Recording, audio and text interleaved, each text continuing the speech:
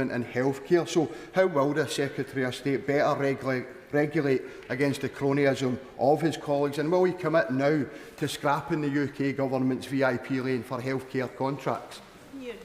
Well, again, Mr. Speaker, it ignores both the pressure of time at the start of the pandemic and also the fact that this was an international competition with countries competing for very scarce resources. It is also the case that over 19,000 companies were offering PPE. Only 2,600, Mr. Speaker, passed initial due diligence checks. We now come to Andy Carter.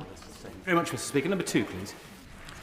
Thank you, Mr. Speaker. To support operational resilience this winter, the NHS has set out plans to increase hospital bed capacity by the equivalent of at least 7,000 general and acute beds during winter.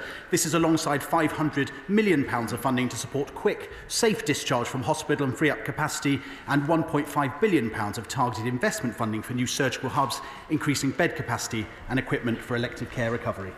Andy Carter. Thank you, Mr. Speaker. I'm very grateful for the Minister's response there. Over the last 20 years, Warrington has had some of the highest level of new houses built in the northwest of England, but our healthcare infrastructure hasn't kept pace. We desperately need a new hospital. Our A&E is at breaking point. We don't have enough beds, and there's nowhere to park your car when you go and visit. In 2021, my NHS Trust submitted a bid to the Department of Health for a new hospital. Could you give us an update on where we are with that process? Well, I thank my honourable friend. He's been a long-standing advocate for a new general hospital for Warrington. The expression of interest has been received from the Trust, and we are currently in the process of reviewing expressions of interest for the 8 new hospitals and aim to announce a final decision by the end of the year. I recently met with my honourable friend to hear about the plans, and, Mr. Speaker, the people of Warrington could not have a greater champion than my honourable friend. Derek Twitt. Thank you, Mr. President. Can I associate some remarks with the honourable gentleman from Warrington South about the need for investment in the Warrington and Halton Hospital Trust? And it's important that both hospitals have that investment in.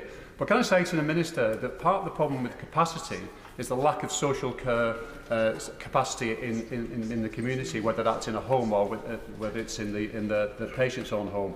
Just recently I had an email from the Chief Executive of Wiston Hospital, which is a large acute hospital, where 115 patients, Mr. Speaker, were in beds they did not need, and therefore should be going out of the hospital, out of a total of 721 acute beds, adult acute beds. Isn't this just an example where the government is actually failing to provide enough social care out in the community? Yeah. Well, Mr. Speaker, we're investing the £500 million to create another 200,000 social care placements, but we have significantly increased the number of physical beds available in our hospitals. So in July, before we made the commitment to increase bed capacity, we had 96,375 general and acute beds compared to 97,350 in October. And we're also delivering that increased capacity outside of hospital, so this winter creating an extra 2,500 virtual ward beds. Boris Johnson. Thank you, Mr. Speaker. Does my friend agree with me that it is high time that the outstanding care and skill of the staff at Hillingdon Hospital were matched by commensurate outstanding facilities, and therefore it is great news that Hillingdon is one of the 40 new hospitals that the government is building by 2030? And can he confirm that the full funding package will be announced soon so that the whole project can proceed as soon as possible? Well, I thank my right honourable friend for his question. I know the Secretary of State visited Hillingdon Hospital over the summer. It's a hospital I am also aware of, Mr. Speaker. There has been no greater champion of Hillingdon Hospital, but more broadly of the new hospitals programme than my right honourable friend. Mr. Speaker, currently 5 hospital schemes are in construction, 2 are now completed, and we aim to announce the next 8 by the end of this year. Sarah Champion. Thank you, Mr. Speaker. 2 weeks ago, a 5-year-old constituent of mine, Yusuf Nazir, died because we no longer have intensive paediatric beds in Rotherham. September saw a record-breaking ambulance handover delays, and the proportion of patients waiting more than 12 hours in A&E rose to 13.8%, nearly double last September's figure.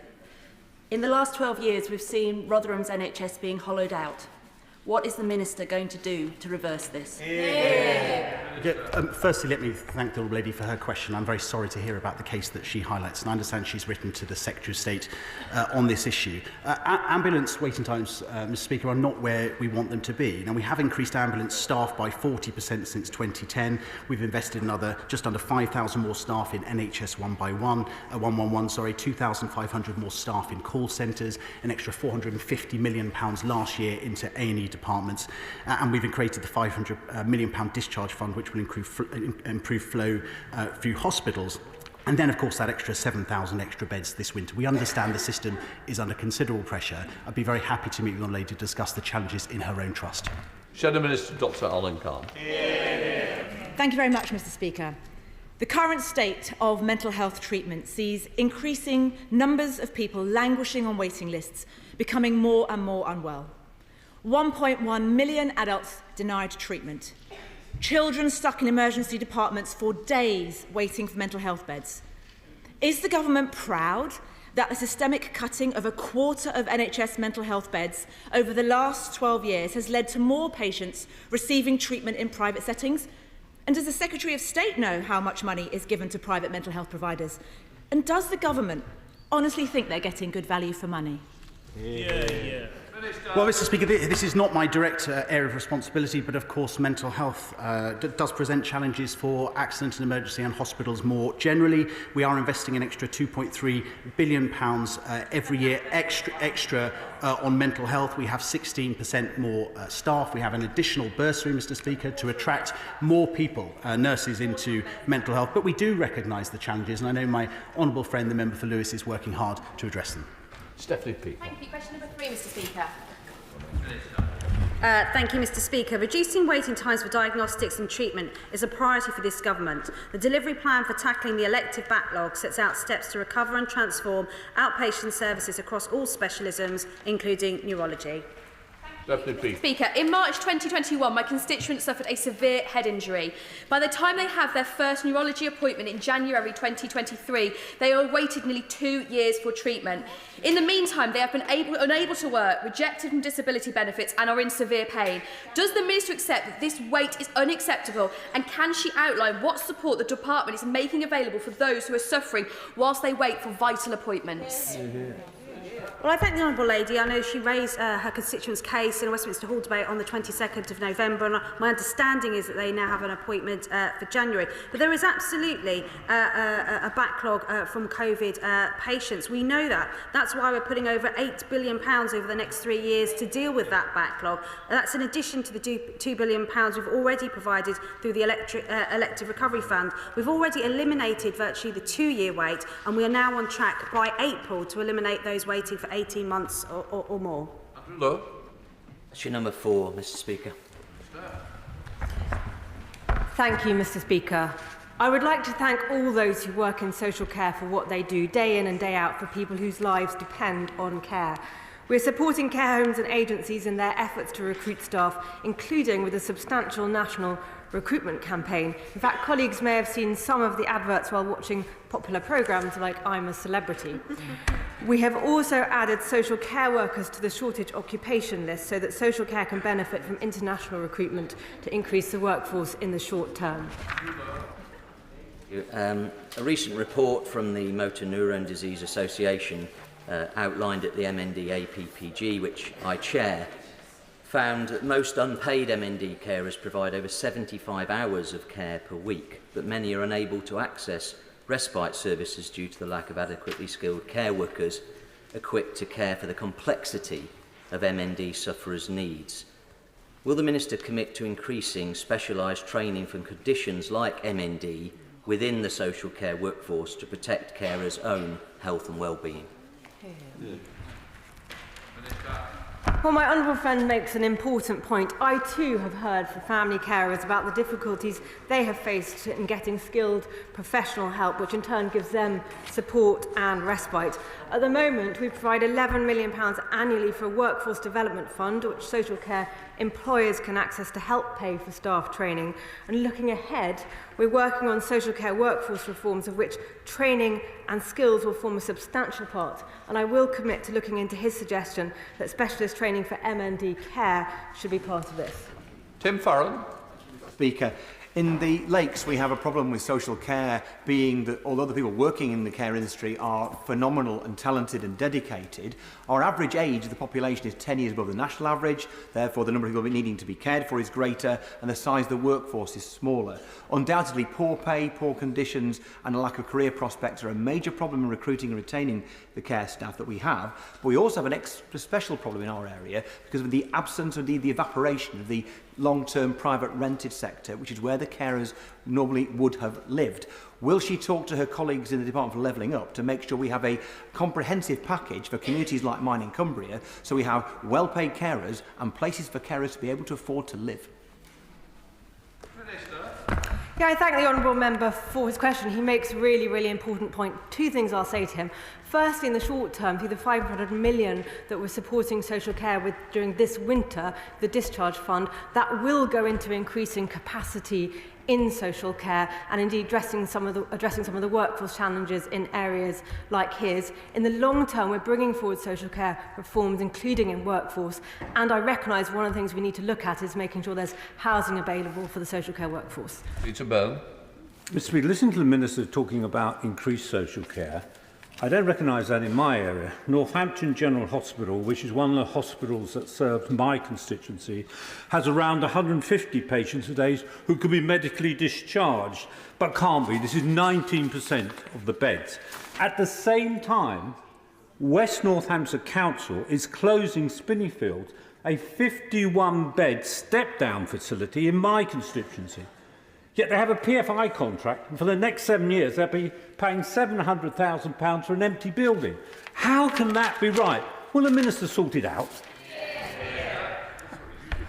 Well, I will take away and look into the specific example he has said in his constituency, because what I want to see is increased capacity and step-down care and social care during this winter and beyond, but particularly during this winter, supported by a £500 million discharge fund, which will be going to areas like his and across the country to help make sure that people who don't need to be in hospital can be out of hospital getting the care they need. Richard.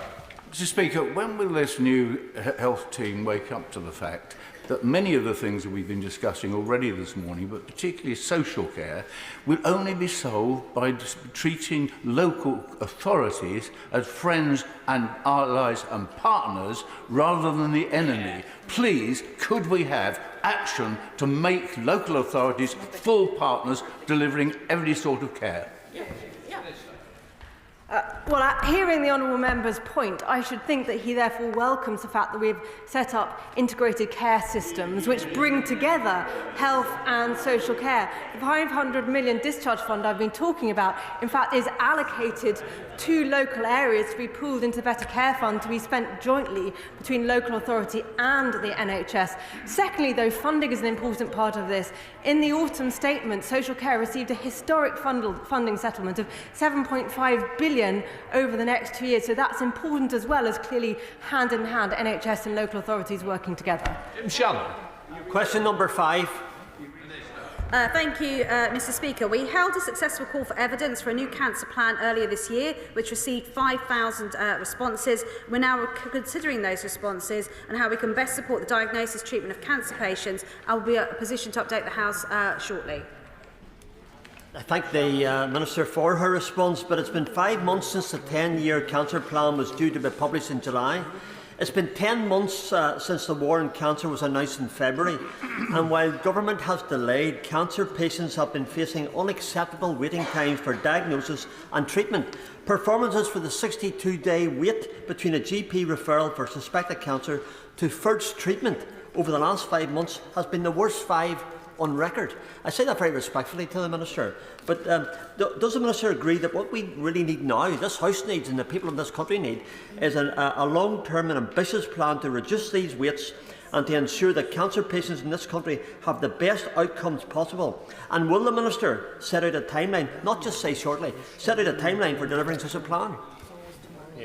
Well, I can't comment, as the Honourable Gentleman will know, on what's happening in Northern Ireland, because health is a devolved matter. I can only update on what's happening in England. And we are not waiting for a cancer plan to start on the backlogs. That's why this government is investing £8 billion over 3 years to clear the elective backlog. And we are seeing record numbers of patients. Cancer treatments continued throughout the pandemic, but we are seeing a higher number than usual coming through. We've seen over 129% increase in patients getting urgent GP referrals compared to September 19.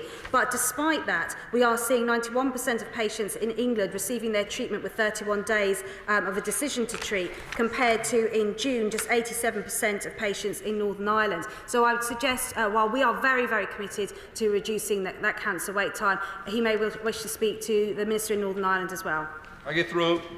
Speaker, with diagnostic activity, whether in vivo or in vitro, forming part of over 85% of clinical pathways, will my honourable friend confirm that due recognition of this will be reflected in the 10-year cancer strategy? Well, can I thank my honourable friend for all her hard work as her time as a health minister. And absolutely, we are going through the responses right now. And as I indicated already, we will update the House shortly, but I will very much take her points on board. Dame Baker there. Thank you, Mr. Speaker. Mr. Speaker, my constituent Jessie, who's 24, was diagnosed with a type of brain cancer, grade 4 glioblastoma multiforme. This is devastating to her. She has had a very difficult year of treatment. But crucially, after her initial round of treatment, there were delays with her being able to access a scan due to the backlogs in the NHS and the real need for a proper cancer care plan to make sure that she gets her scans as regularly as necessary, as other patients need it as well. Hers was 2 months later than the standard of care, leaving her in absolute fear and terror that her cancer would come back, and that fear is almost as bad as the disease itself. So what plans has the Minister got to make sure that the 10-year cancer plan really gets to grips with this backlog which is devastating people's lives? Yeah. Well, I'm sorry to hear about the experience of her constituent, and I'm sure she'll welcome the 91 community diagnostic centres that have been set up already to provide a range of tests, whether that's CTs, ultrasounds, MRIs. We're expecting to deliver up to 160 of these community diagnostic centres in total, with capacity for up to 9 million more scans per year when they're fully operational. This will not just deal with the backlog, but will future-proof our diagnostic services going forward. Then Caroline Dinan. Mr. Speaker, the Minister will know that cancer is the biggest cause of death for children under the age of 14, and there are countless incidents of failure and missed opportunity in how we detect, how we treat and how we care for children with cancer. I'm really grateful to her earlier this year meeting my constituent Charlotte Ferrell, who tragically lost her daughter Sophie. But does she agree with me that we need a childhood cancer mission embedded in the heart of any cancer strategy if we're serious about saving other families from that tragedy? Well, can I thank my right honourable friend for all her hard work in this space. We did have a debate on the floor of this House on childhood cancers, which she led, and I was delighted to meet her constituent Charlotte, who's campaigning so hard on this issue. And I did promise her we would look at a child cancer mission as part of that, and we will be updating the House shortly on our progress. Gabriel. Thank you, Mr. Speaker. My constituent, who is a full-time GP in her 50s, told me the question number 5.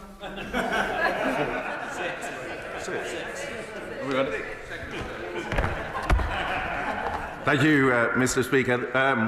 Her question was about the recruitment of 6,000 GPs. Just to remind the House, there were nearly 2,300 more full-time equivalent doctors in general practice in September, and over 9,000 GP trainees in September 2022. Ruth Gamble. I'll pick up where I left off, Mr. Speaker.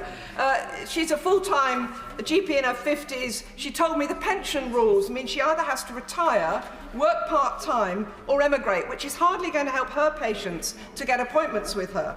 After hinting of a change on doctors' pensions this summer, the government is only now announcing a consultation that will last until next spring. So there's going to be no change in these crazy doctor pension rules until next summer at the earliest. Is this not too little, too late? Well, Well, firstly, in terms of the numbers, it's worth reminding the House there's 3% more doctors this year than last year. We've got over 300 more full-time doctors in general practice, and as I say, we are recruiting more. On the point of pensions, she's absolutely right that is a material issue. That is why we have launched the consultation, and we're working with Treasury colleagues to address those concerns as quickly as possible. Virginia Crosby. Thank you, Mr. Speaker. GP numbers are falling in Wales. Healthcare in Wales is devolved to the Welsh Labour government. And despite Ynys Môn being represented by 5 members of the Senedd in Cardiff, healthcare concerns represent a staggering 25% of my postbag. Does the Secretary of State agree with me that families right across Wales are not getting the healthcare they need and deserve from the Welsh Labour government? Well, I do agree with my honourable friend, and indeed I think one of the things that would help the House in terms of looking at the performance of the Welsh Government if there was more transparency.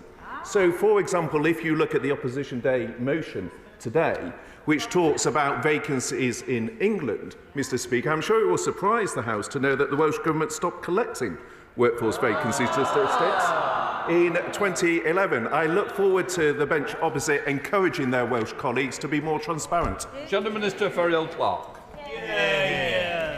Thank you, Mr. Speaker. Mr. Speaker, members across the House will have been shocked and appalled by the recent deaths of children from Strep A, and our thoughts are with all those families affected. Cases are on the rise, and as we head into winter, it is vital that parents are able to get their children the care they so desperately need.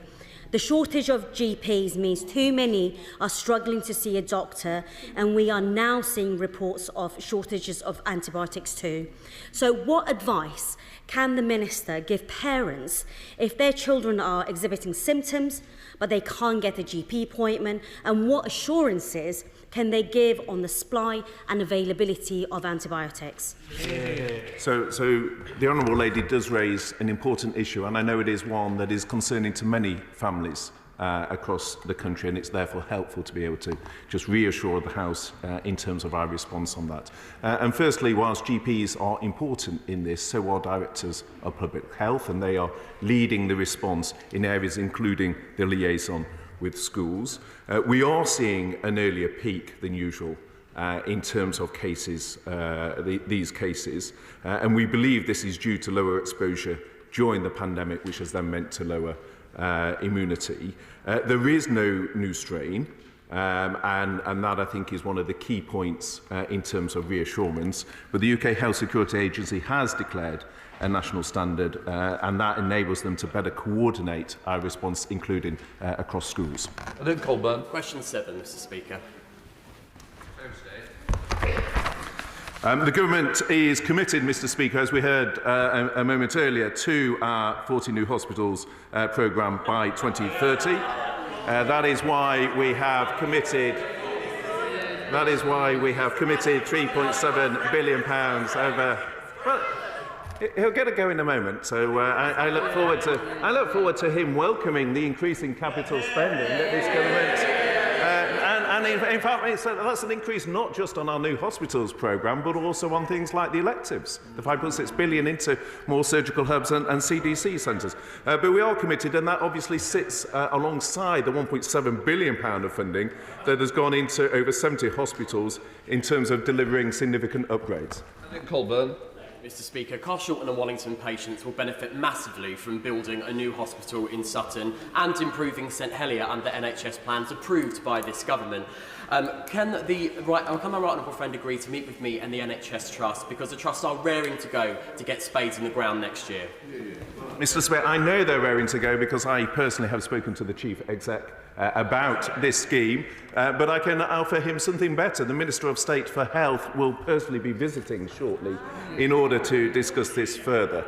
But I also need to be transparent with the House. We are fundamentally changing how we are going to be building hospitals and the NHS estate into... I'm not sure why something as important, Mr. Speaker, as new hospitals, learning from the Department for Education and the Ministry of Justice through a more standardised model, which allows us to deliver more at a cheaper unit price and get those built quicker, is a source of mirth to the bench opposite. But it's important that we standardise those designs, and that is what my colleague, the Minister of State, will be discussing with him. Hilary Benn. Thank you very much indeed, Mr. Speaker. The new Children's Hospital, the new adult building and the maternity centre at Leeds General Infirmary will bring much needed new facilities to Leeds, the region and wider economic benefits. It's unusual amongst the hospital building schemes. As the Secretary of State knows, the site is clear and the plans are ready, so could I urge him to give the go-ahead as soon as possible? Well, again, Mr. Speaker, I have visited that scheme. I did so over the summer. He will know that the costs have inflated significantly since what was signed off by the Treasury in 2019. And I think the point that has been missed by the front bench opposite is the way we deliver these schemes is to grip better the cost by using standardisation. That is what I will be discussing with Leeds General, because I agree with him. It is important that scheme goes ahead, and we need to work together to ensure that it does at a price that is affordable. Mr. Speaker. Mr. Speaker, in July we made some initial changes to the reform system to support NHS dentistry. We invested an extra 50 million. We reformed the contract to create more UDA bands to better reflect the fair cost of work, introduced a minimum UDA to help practices where they're low, and allowed dentists to deliver 110% of their UDAs to deliver more treatment. The number of dentists doing NHS work last year was up 2.3%, but we're working on plans to go further. Scott Benton. Thank you, Mr. Speaker. The changes made to the dental contract last week were a step in the right direction, but fall some way short of the holistic reform that is required to help the estimated 25,000 of my constituents who do not yet have an NHS dentist. Will the Minister consider a change whereby the NHS funds subsidies to underprivileged areas such as Blackpool, thereby allowing NHS practice to offer a greater financial incentive to attract new dentists into those areas? Absolutely, Mr. Speaker. My honourable friend and I have actually talked about this, and we are looking urgently at payment models and measures to address areas which are struggling to attract the right workforce. The commissioning of dentistry will be coming down to a more accountable local level in April, and we need to build on that. Marika Lefort. Thank you, Mr. Speaker. My constituents in Durham have told me tales of DIY dentistry, missing teeth, children in pain, and the unfairness of only being able to access dental care if they can afford to go. Things shouldn't be this way. And the BDA do not accept that the government's new plans go far enough to halt the decay in NHS dentistry provision. So will the Minister tell me when they will put in adequate funding and reform so people in Durham can get the dental care that they need and deserve? As well as increasing the number of dentists doing NHS work and increasing the amount of work being done, we are, of course, taking further steps to look to the longer term and build NHS dentistry. The number of dental school places is up from 810 in 2019 to 970 in 2021, but of course we want to go further. We make it easier to have dentists come to the UK and practice.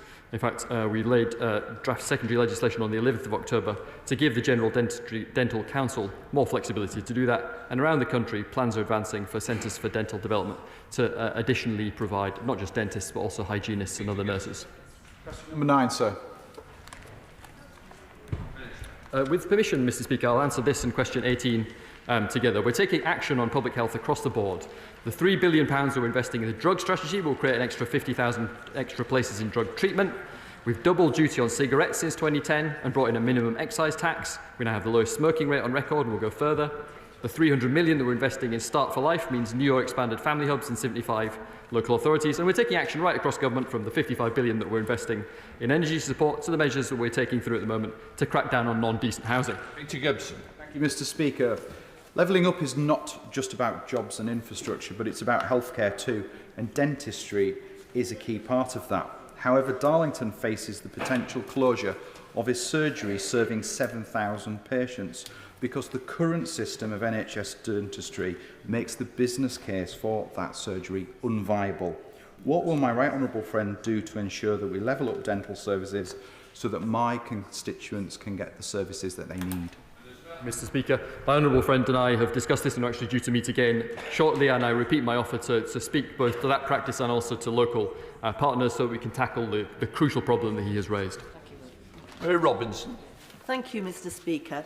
Research by the University of Manchester adds to the significant body of evidence that says that addressing disparities in healthcare is key to levelling up. Inequalities have resulted in a 30% productivity gap in the north, which can be attributed to poorer health. Can my honourable friend outline how the government is working to address this and ensure that residents of the north are not at a health and care disadvantage? Speaker, I saw that very important report, and I think the answer is that we have to tackle the problem from both the health and the economic ends. Spending on health in the north grew from £36.5 billion in 2018-19 to £52.6 billion in 2020, so there's a really significant investment in health and prevention of ill health in the north. In terms of economic activity, in terms of stopping people sliding into a cycle of ill health and worklessness, we are jointly working with the DWP to roll out more disability employment advisors and job centres. But the underlying key is to tackle and prevent ill health, hence the measures that I mentioned, the £3 billion for the drug strategy, the measures on smoking and the measures on energy and on housing. Mr. Speaker, I'll give you a very good example of health inequality. Until quite recently, we used to have a perfectly good consultant-led maternity service based in Caithness. But following the Scottish Government rubber-stamping decisions, pregnant mothers now have to make a 200-mile return journey to Inverness to give birth. That's a glaring inequality, and it is despicable, and I hope that Her Majesty's Government will share best practice in terms of tackling this problem with the Scottish Government. Always keen to work constructively with the Scottish Government. It does sound like a very serious problem. My honourable friend has set out how we're using health spend and capital spend more efficiently. That sounds like an example where that's not happening, unfortunately, in Caithness. Helen Morgan.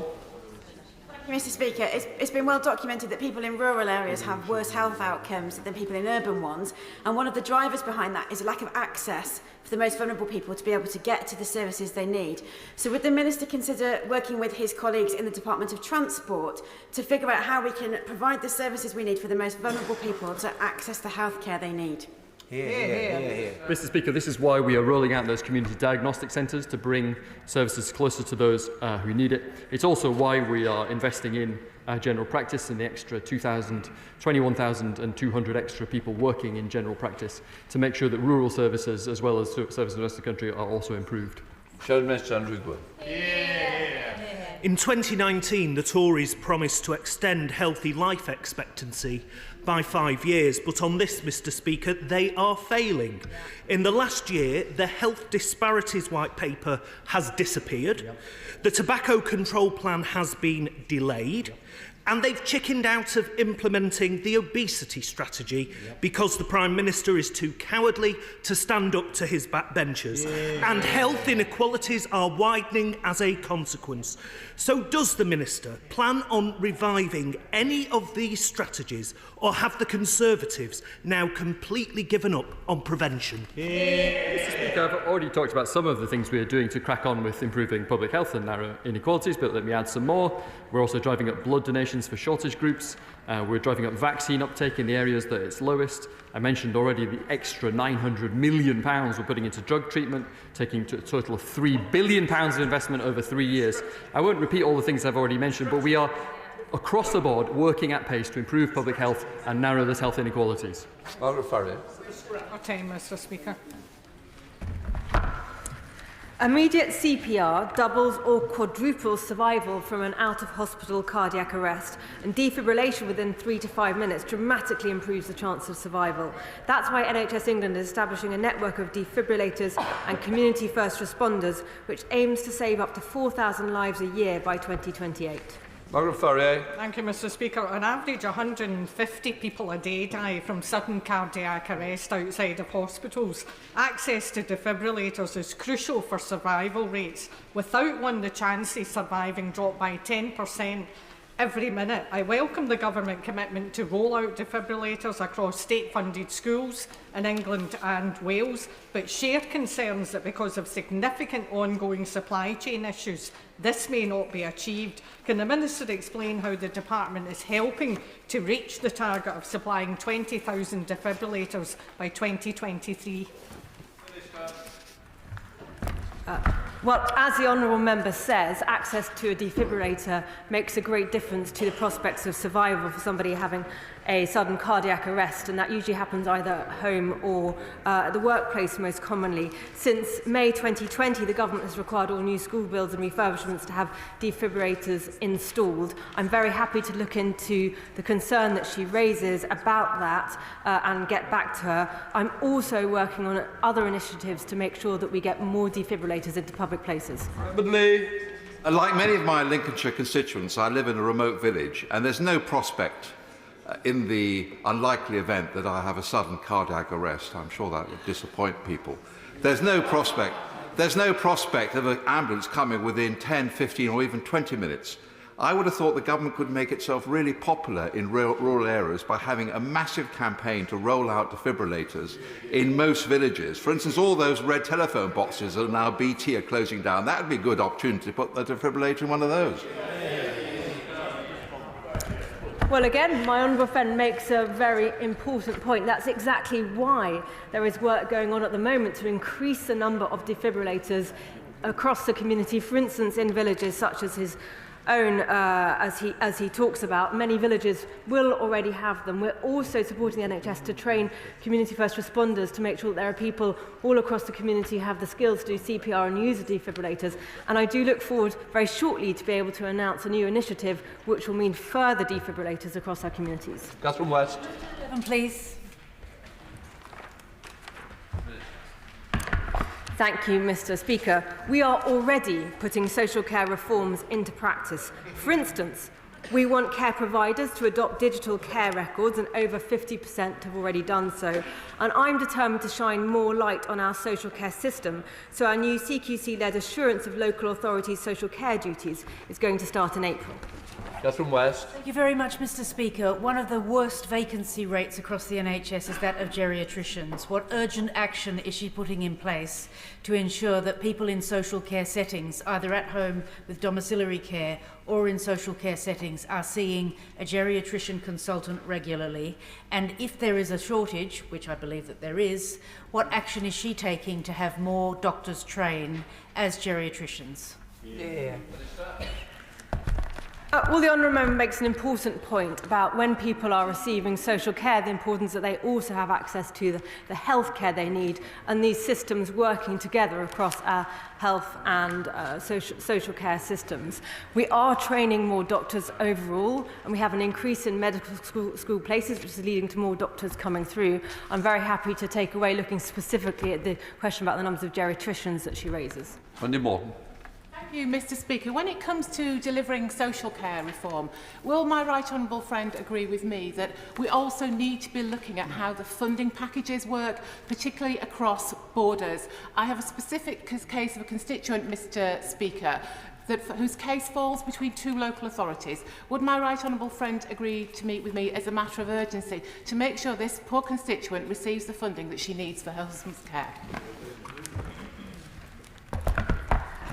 Well, as announced in the autumn statement, we have announced a record funding settlement for social care of £7.5 billion going into the social care system over the next 2 years to improve both access and quality of care. I'm very happy to meet her and to look into the specific challenge that she has, because it is important that we have local areas working together across boundaries. Shadow Minister Liz Kent. Thank you, Mr. Speaker. Let's just tell it like it is on the government's record on social care reform. Their cap on care costs was first promised 10 years ago. In 2015, they delayed it, and in 2017, scrapped it. In 2019, the Right Honourable Member for Uxbridge again promised to fix the crisis in social care, but last month the Chancellor buried the policy once and for all. After 12 long years, what have members opposite got to show on social care? The highest ever staff vacancies, millions left without the care they need, hospitals full of people who don't need to be there, and families picking up the strain. Isn't the truth on social care, just as with our economy, transport, housing and schools, they've run out of excuses, run out of road, and the country deserves a change?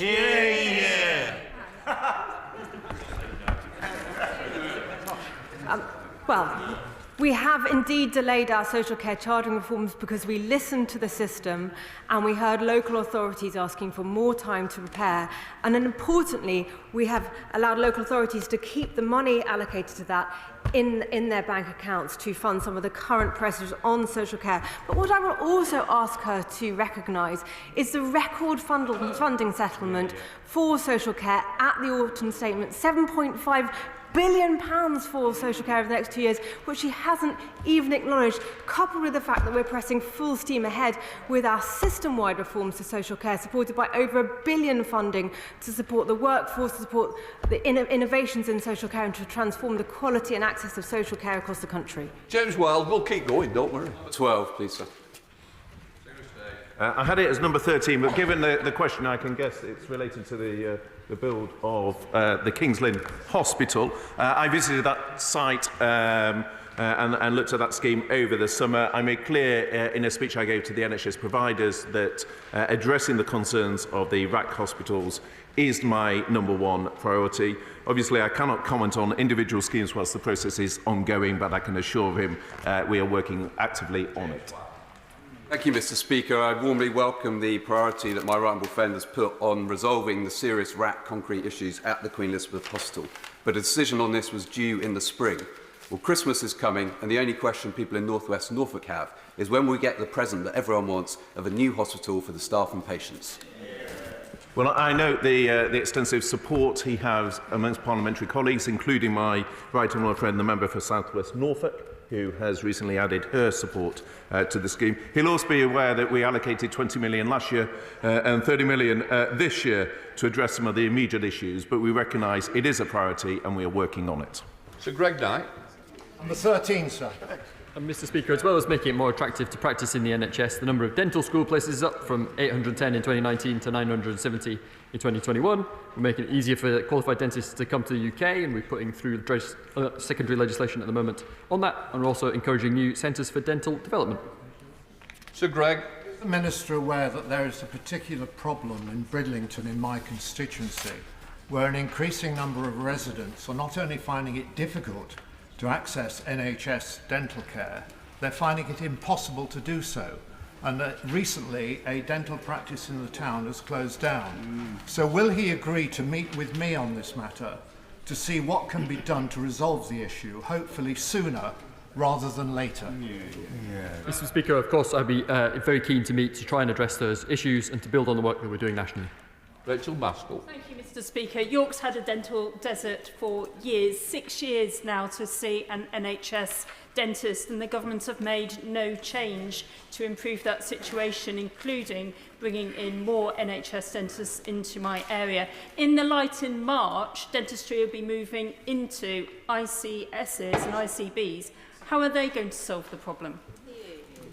One of the problems has been that having large remote regional commissioning for dentistry has meant that it's more unlikely that specific local problems will be picked up, and that is why we are taking the step that she has described. She's now complaining about it, even though it's a measure to get more kind of local accountability over the way that the services are commissioned. Michael Fabricant. Thank you, Mr. Speaker. Question 14.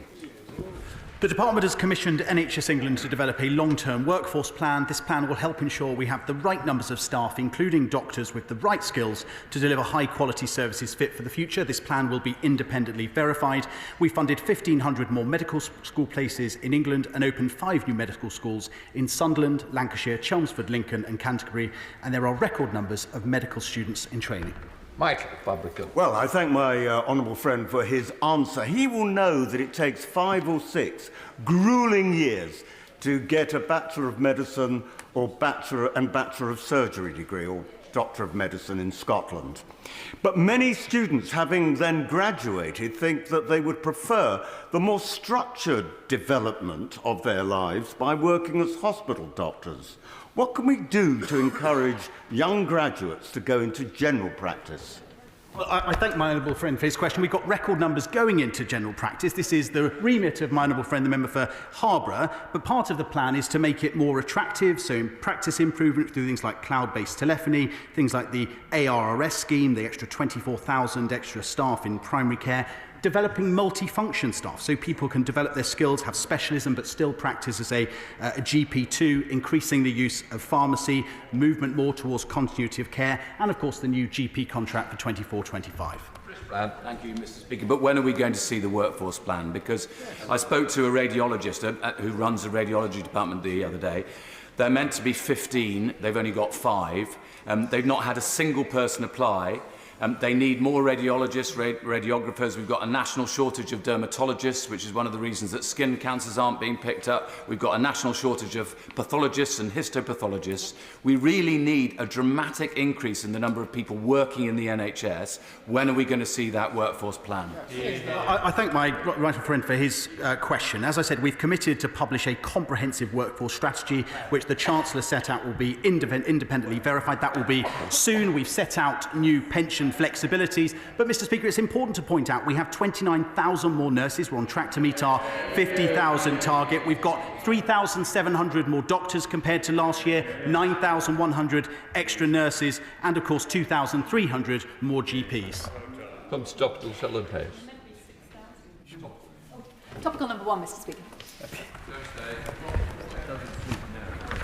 Mr. Speaker, we know that women can benefit from more personalised care, especially in pregnancy.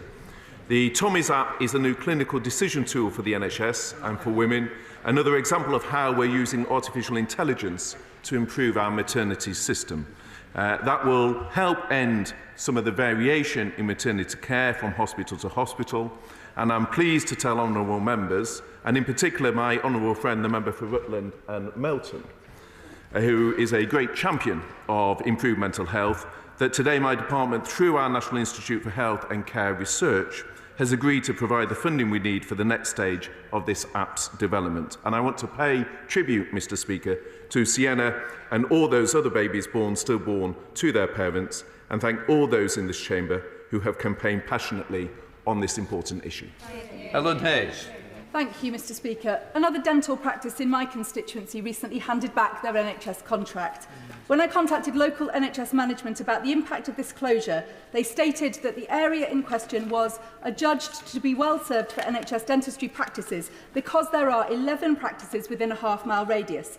But the experience of my constituents now left searching for NHS dental services is that none of these practices are accepting new NHS patients. What is the Secretary of State doing to ensure that assessments of the sufficiency of NHS dental services reflect the real situation on the ground? And when will we see a sustainable solution to the problems my constituents are facing?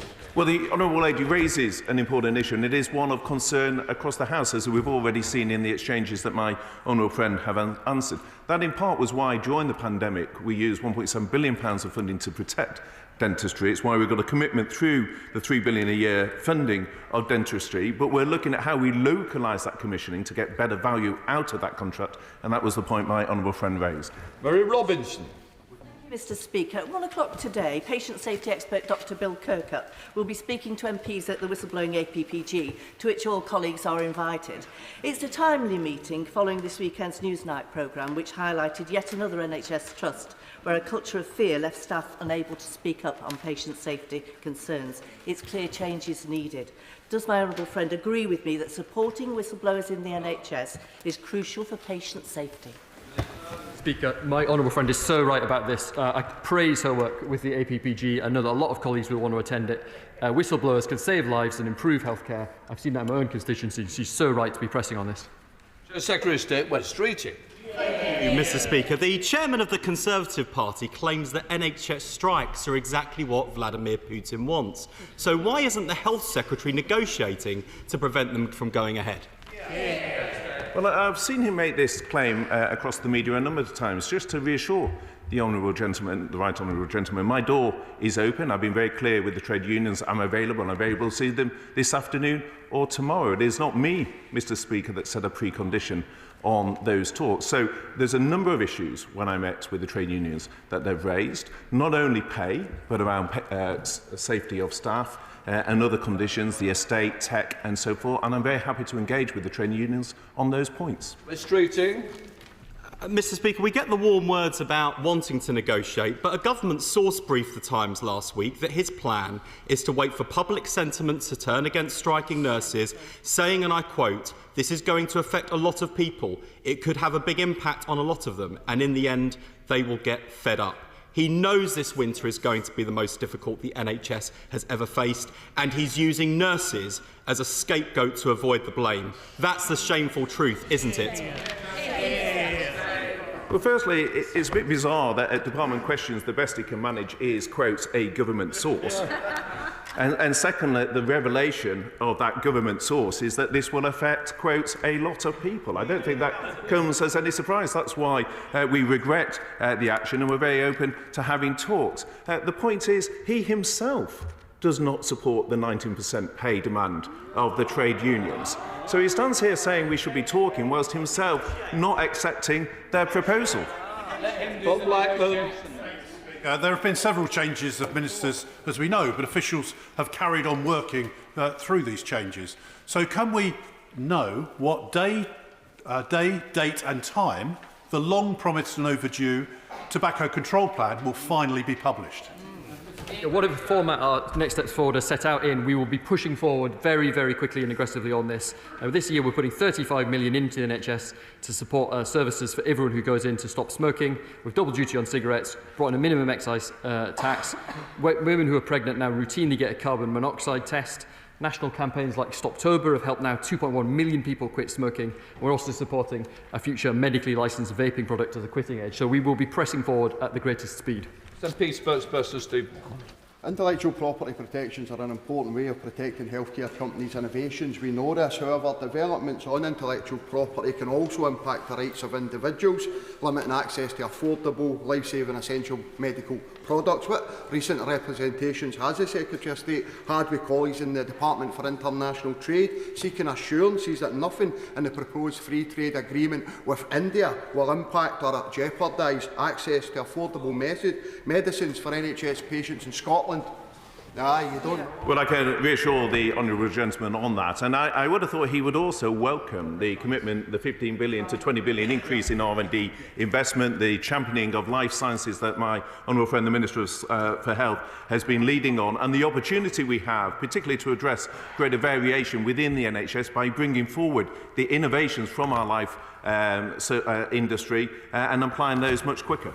Alexander Stafford. Mr Speaker, several GP practices in Rother Valley, such as Swallownest Health Centre, operate a policy of having to ring the doctor's surgery for appointments at 8 AM.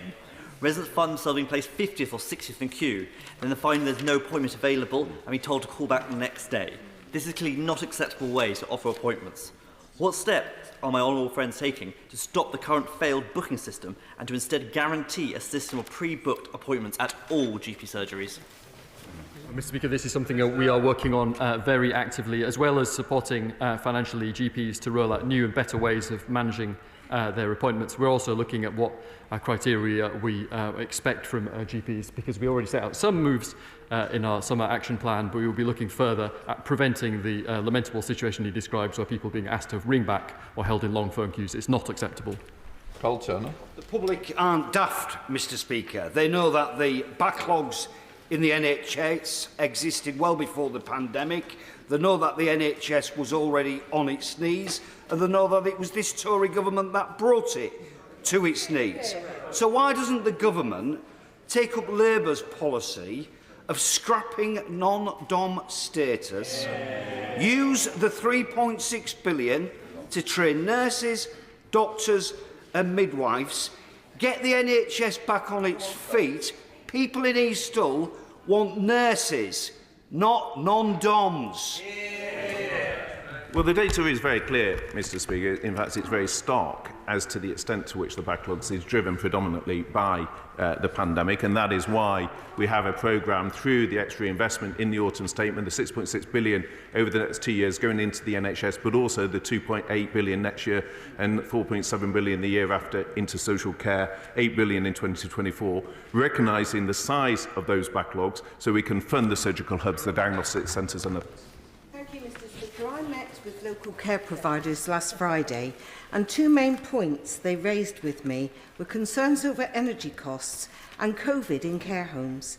They were keen to see their nursing staff vaccinated with residents all at the same time. Whilst I recognise this happens in some places, can we look at this becoming the norm throughout the country? Thank you, Mr. Speaker. My honourable friend makes a really important point. I'll say to her, the NHS is strongly encouraging local vaccination teams to vaccinate staff as well as residents when they visit care homes.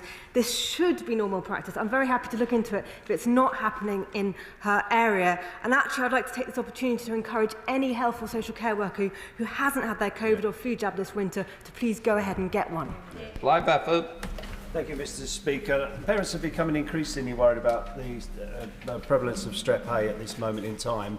It's a time of year when parents are going to have children that have high temperatures and sore throats, and so concern is likely to be very high. There's also concerns about availability of antibiotics. So does the Secretary of State believe that this is a moment where the government needs to make a statement and show clear leadership to calm people down and reassure them about the situation? Thank you, Mr. Speaker. We did hold a cross-party briefing for MPs last night on strep A. We want to reassure parents if their children do have symptoms and they are concerned to seek help. GPs are ready, A&E departments are ready, and also we have directors of public health proactively going into schools where there are cases. There is no shortage of antibiotics. We want to reassure people on that, and we're keeping an eye on that on a daily basis. Thank you very much, Mr. Speaker. The East Lancashire CDC already includes Burnley Hospital, and as part of that, we're opening 2 new endoscopy rooms in the spring. But myself, residents and the Trust know that the local hospital can do even more to reduce the COVID backlog with the right government investment. So would he agree to meet with me to discuss phase 9 of the hospital's development, which would bring a brand new radiology suite? Well, I thank my honourable friend for his question. He's a strong champion for Burnley, and I congratulate Burnley General Teaching Hospital on the incredible innovative work that they are doing. He's right, CDC rollout 91 out of 160 is tremendous effort, but we do want to go further, and I'd be delighted to meet my honourable friend to discuss his plans further. Last week, the First Minister of Wales, Mark Drakeford, said the pay awards are not being funded at the level that we believe that they should be funding. And the Wales 2C General Secretary said, unless we've got a fairer funding settlement for Wales, we're going to struggle going forward. So, Mr. Speaker, when will this government listen to Welsh Government and the Welsh trade unions and provide a proper funding pay award for NHS staff that they deserve? Simply direct her to the Barnett consequentials. As a former Chief Secretary and having had those discussions with the Welsh Finance Minister, you should know that actually Wales gets significantly more funding per head of population than England, and I hope she would welcome the fact that through the extra 6.6 billion in the autumn statement, the First Minister will have a significant uplift for him to decide how he wishes to spend that money. Thank you, Mr. Speaker. I was recently contacted by Amanda in my beautiful constituency, South West Hertfordshire, whose 88-year-old mother had fallen in her flat and unfortunately broken her hip. After a 5-hour wait and 2 calls to 999, her mother was still laying on the floor. Once they arrived at A&E, Amanda and her mother waited several more hours before being seen to. Can my right honourable friend reassure the House that he is doing everything possible to find a solution to this system-wide issue? Well, I think he raises an extremely important case, and I'm very happy to meet with him to discuss this further, because I think it is a concerning case, and I'm keen to engage with him on it. Thank you, Mr. Speaker. My honourable friend, the Shadow Minister for Public Health, touched on the health inequalities later, but I didn't hear the Health Secretary recommitting to publishing the white paper by the deadline. Does he understand that the cost of living crisis and poverty is leading to greater health inequalities, and action is needed urgently now? And can he recommit to that white paper being published? So we are absolutely committed to addressing health inequalities, and rather than simply looking at 10 years' time, what we're looking at is what are the immediate actions we can do, because what matters above, he shouldn't have outweighed papers from the bench opposite. What I'm interested in is immediate delivery. What is it we can be doing now, rather than speculating about what is done in 10 years' time? Mr. Speaker, we're seeing a sad increase in suicide rates across the country. And in 2012, the government then published a 10-year cross-government suicide prevention plan. And earlier this year, the government, under the leadership of my right honourable friend, the member for Uxbridge, committed to a new 10-year plan that will be published before the start of 2023. There is no sign of that cross-government 10-year suicide prevention plan at this point. But maybe I'm wrong. Maybe the government is about to publish this, because I know so much of the work on this has been done already. So can I ask my right honourable friend to show that he takes suicide prevention very seriously, and that to publish this plan as soon as possible? Well, can I thank my right honourable friend and pay tribute to all his work in this area. He has driven this agenda forward. I want to reassure him that we are looking at that. He will understand that we have had some changes in recent weeks, but I want to assure him that this is tackling the issue of suicide is a high priority, and we will be making an announcement shortly. Dr. Ruperhart. Thank you, Mr. Speaker. In a case that's sadly all too typical, a GP in Ealing who's seen their patient list go up from 3,000 to 9,000 in the last decade put in plans approved for expansion, but NHS estates now won't cough up. What is the government doing to support doctors in inadequate premises? They can't expand their patient lists. What is he doing to help them expand and modernise in the current climate? The amount of activity done by GPs, as the Honourable Lady knows, is up. It's about 7% up in October compared to the previous year. We are looking very actively at the way that capital works and the contributions of Section 106 and also of the local ICB as well, to make sure that, as well as having extra doctors, there's 2,300 extra doctors and the 21,000 extra staff, they also have good facilities to work in. Speaker, access to dentistry is an acute issue for West Oxfordshire. Could ministers explain what they're doing to help rural areas like mine, and can we meet to discuss it further? Well, Mr. Speaker, I've mentioned the fact that the number of NHS dentists was up 2%, 2.3% last year. We've talked about the extra 50 million and the reforms to the contract that we've already made, but we will go further, and particularly we do want to address those areas, particularly rural areas, where we need to get more provision urgently. Speaker, the chair of the Royal College of GPs has expressed concerns about patients with chronic conditions such as asthma, diabetes and even serious mental health conditions refusing sick notes because they can't afford time off work. What discussions has the Secretary of State had with Cabinet colleagues about the adequacy of statutory sick pay during this cost of living crisis?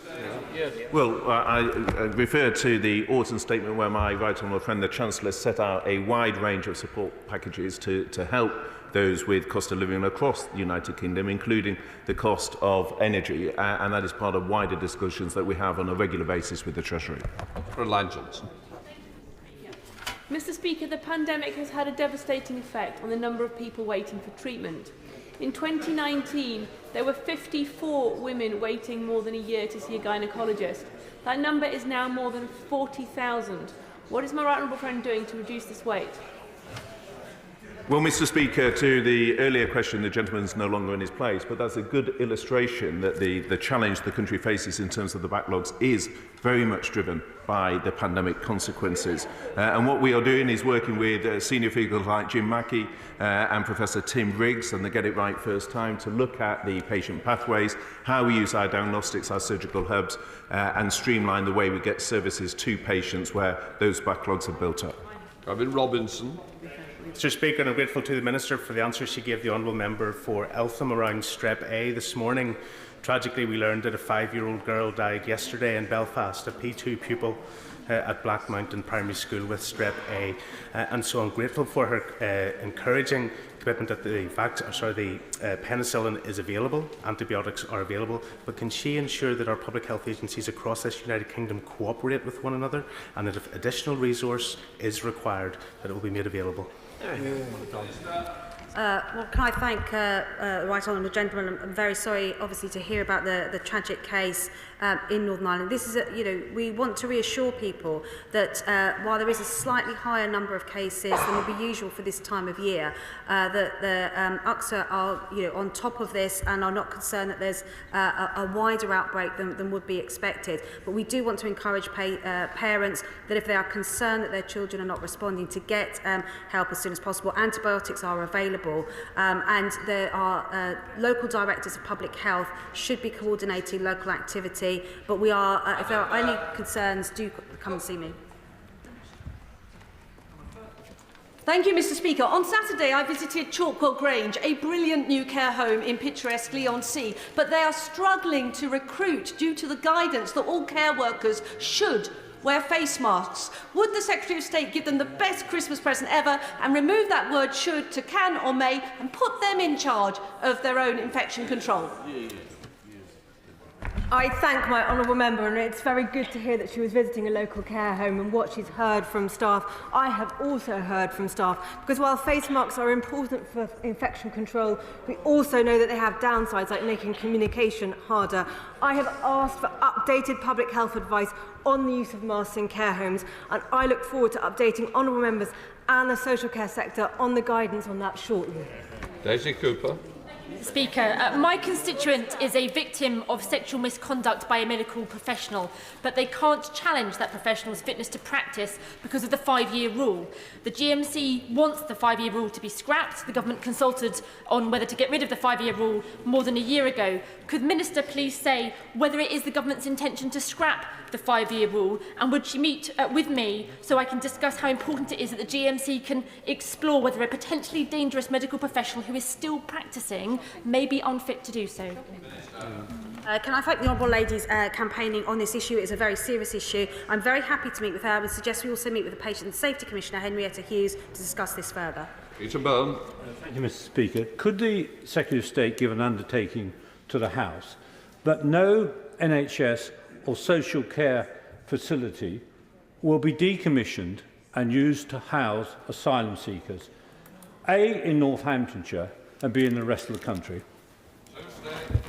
Well, I'm not aware of any proposal along the lines to which he alludes, but on his earlier point, as I say, I'm very happy to meet with him to discuss the issue in terms of step-down care, and I'm sure any other concerns he has, there'll be an opportunity to discuss those at the same time. I'm a little bit. Thank you very much, Mr Speaker. My constituent, Margaret Crammon, is a full-time carer for her daughter. Throughout the pandemic, she was denied respite care. Now the care setting insists on testing for visitors and mask wearing for staff, causing distress to some of the young people being cared for who rely on vital facial recognition. Nearly all other COVID guidance has been reviewed, yet the guidance for respite care remains the same. Why are carers and those they care for always an afterthought for this government? I'd point the honourable member towards the answer I just gave my honourable friend a moment ago on the question specifically of face masks, where I have asked for updated guidance for the social care sector on the use of face masks. I recognise the difficulties they cause, for instance, in communication, and I'm looking forward to be able to give an update to honourable members and the sector on this very shortly. What assessment has the Minister made of geographic variation in access to innovative liver cancer treatments, such as selective internal radiation therapy? Well, it's a brilliant question on which to close, because I think one of the things all the House should be hugely interested in is how we are adopting innovation quicker and how we are industrialising that innovation across the NHS as a whole, as opposed to in silence. That is something we are particularly focused on within the department. It is a key priority, and I'm very happy to speak to the Scottish Government and others as to how we work together on that. That completes the questions. Point of order, Gregory Campbell. Thank you, Mr Speaker. During last week's debate on Northern Ireland and the reduction of MLA's pay, I raised the fact that absentee Sinn Féin MPs have received £10 million in various allowances over the last 10 years alone.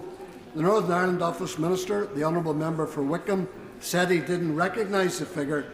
I asked the House of Commons Library to research, and they confirmed my figure is correct. I then furnished this to both the Minister and the Leader of the House, who is responsible for bringing a resolution to end this scandalous anomaly, where MPs whose Leader has said they have no business in Westminster continue to receive millions of pounds to do no business in Westminster.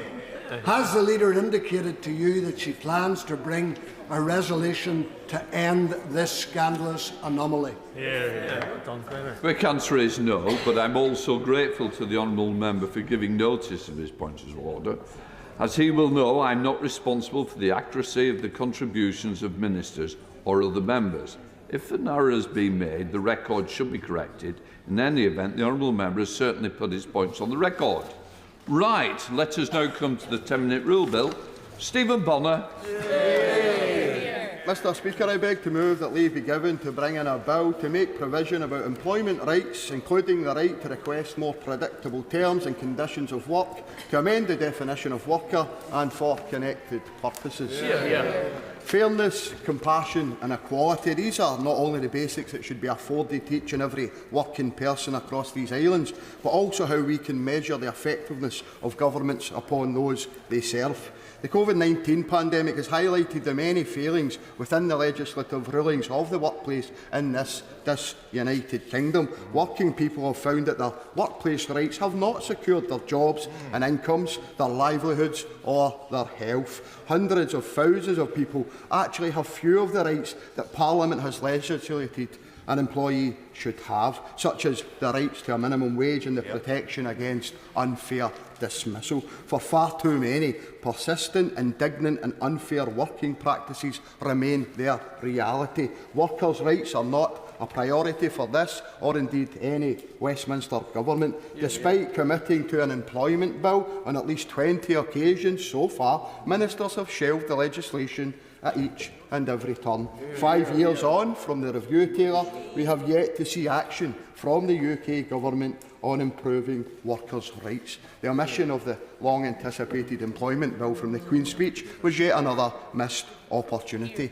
And last week, during Prime Minister's questions in relation to EU retained law bill, my right honourable friend, the member for Ross, Skye and Loch Harbour, said this: "It is such a sad sight to watch the Prime Minister ram through a bill that would rip up 4,000 pieces of European law that protects workers' rights, food standards and environmental protection." And he was right. If the Tories were intent on protecting workers' rights, then they would simply retain and maintain those that were already enshrined in EU law. Of course, we know they are either too proud or too pig-headed to admit that some EU law was good law and was effective law and that it protected our workforce. Instead, the Tories power through, ignoring the fact that Brexit is the greatest political act of self-sabotage in the history of this state, and they further allow workers' rights to denigrate and for hard-working individuals to see their personal circumstances diminish. If working people are to have a meaningful voice in setting the terms and conditions of their employment, and if callous, unilateral decision-making is to be stopped, then questionable employers must be held to account. Remarkably, we find ourselves in a 21st century fighting 19th century battles, despite the obscene wealth, the progress and the sophistication enjoyed by the few at the expense of so many. Under the Tories, the UK already has the highest levels of in-work poverty this century, poverty which disproportionately impacts people facing high living costs such as single parents, disabled people and people with caring responsibilities. The Tory-made cost of living crisis is only further exacerbating matters. The Fawcett Society said women face double trouble because of the combined impact of the cost of living crisis and the difference in their pay compared to that of men. Research shows us that during 2022, women will, on average, take home £564 less than men each and every single month, and they are far more likely to be in low-paid employment. And the Resolution Foundation also found that low-paid work is often of poor quality, is stressful and is unfulfilling, and job satisfaction among the lowest earners has fallen from over 70% in the early 1990s to 56% as early as 2019. These are damning statistics. Employers often try and persuade workers of the benefits of lesser contractual status on the basis that it provides flexibility for the worker. But this is a false argument, since legal status has nothing whatsoever to do with whatever flexibility options employers confer on their workers. Flexibility can just as easily be enjoyed by employees if the employer is prepared to concede it. This all points to a complete lack of employee lifestyle consideration within the recommended practices placed on workplaces by this UK government. Workplaces across the United Kingdom have been systematically played for low years for years now by zero-hour contracts or work-on-demand only requirements, while flexible contractual terms give wide-ranging powers to companies to dictate when and where and how work is to be done. The emergence of fire and rehire as a corporate tactic is particularly galling to any of us from a true working class tradition on these benches. And the member for Paisley and Renfrewshire North, my honourable friend, has submitted 2 bills to this Parliament seeking to outlaw the fire and rehire practice, with the support of over 100 MPs and with the backing of all major trade unions. This government sits idle. In the meantime, collective bargaining coverage has plummeted. Collective agreements now reach fewer than those in 4 workers, and 1 in 4 workers lower than at any time in the last 100 years. These are damning statistics. This bill seeks to ban the callous and sinister practice of fire and rehire once and for all. Mr. Speaker, the right to strike is constrained by unparalleled restrictions, although workers are heroically now voting in their millions to overcome those restrictions. No surprise that those working people's share of the nation's wealth continues to decline as poverty and inequality continue to increase, threatening the very basis of our threadbare democratic institutions.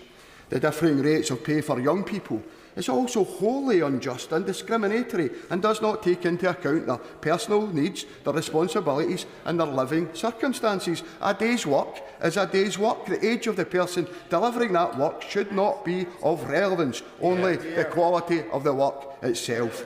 While the setting of the minimum wage is reserved to this place, the Scottish Government continues to encourage businesses in Scotland to pay the real living wage through its fair work principles. The SNP also continue to oppose current rules around statutory sick pay, which fall far too short of meeting a dignified standard of living and are not flexible enough to meet real-life needs of real people. We have also repeatedly called on the UK Government to increase SSP in line with the real living wage, make it available to everyone by removing the requirement to be a qualified worker, removing the earnings requirement and extending it for 52 weeks. Scotland's ability to tackle unfair working practices and fully protect workers' rights remains limited, while employment law is indeed reserved to this place. Unaccountable power is unacceptable when exercised by the state, and it is no more acceptable when exercised by rogue employers. The measures imposed in a private member's bill laid before this House by my honourable friend, the member for Glasgow South West, aims to strengthen protections for workers with unfair contracts, including those in bogus self-employment and zero-hour contracts. I call on the UK Government, Mr. Speaker, to either get behind my honourable friend's bills or bring forward its own legislation to give millions of workers the same protections enjoyed by our friends and counterparts across Europe.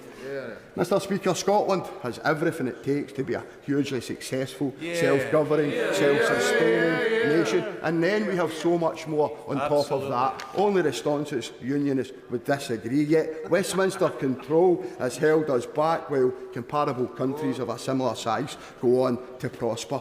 Relative to the UK, comparator nations have fewer people in gainful employment who are at risk of poverty. The figure for the UK stands at 10.4%.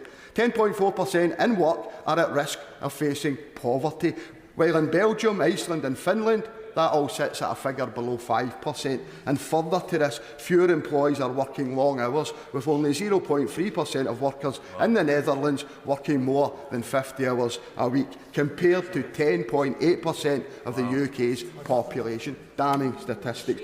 Having the highest percentage of those employed experiencing in-work poverty should really prompt this government to act.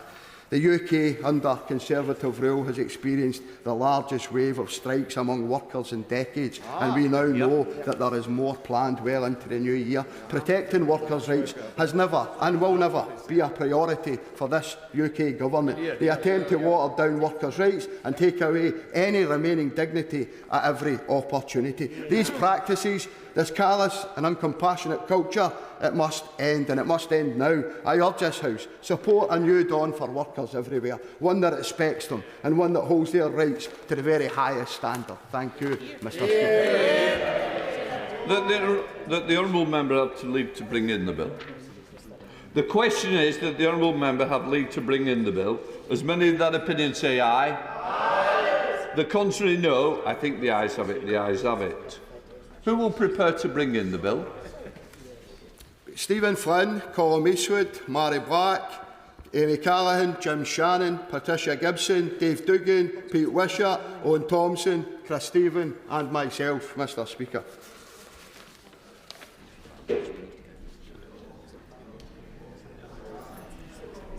Stephen Bonner.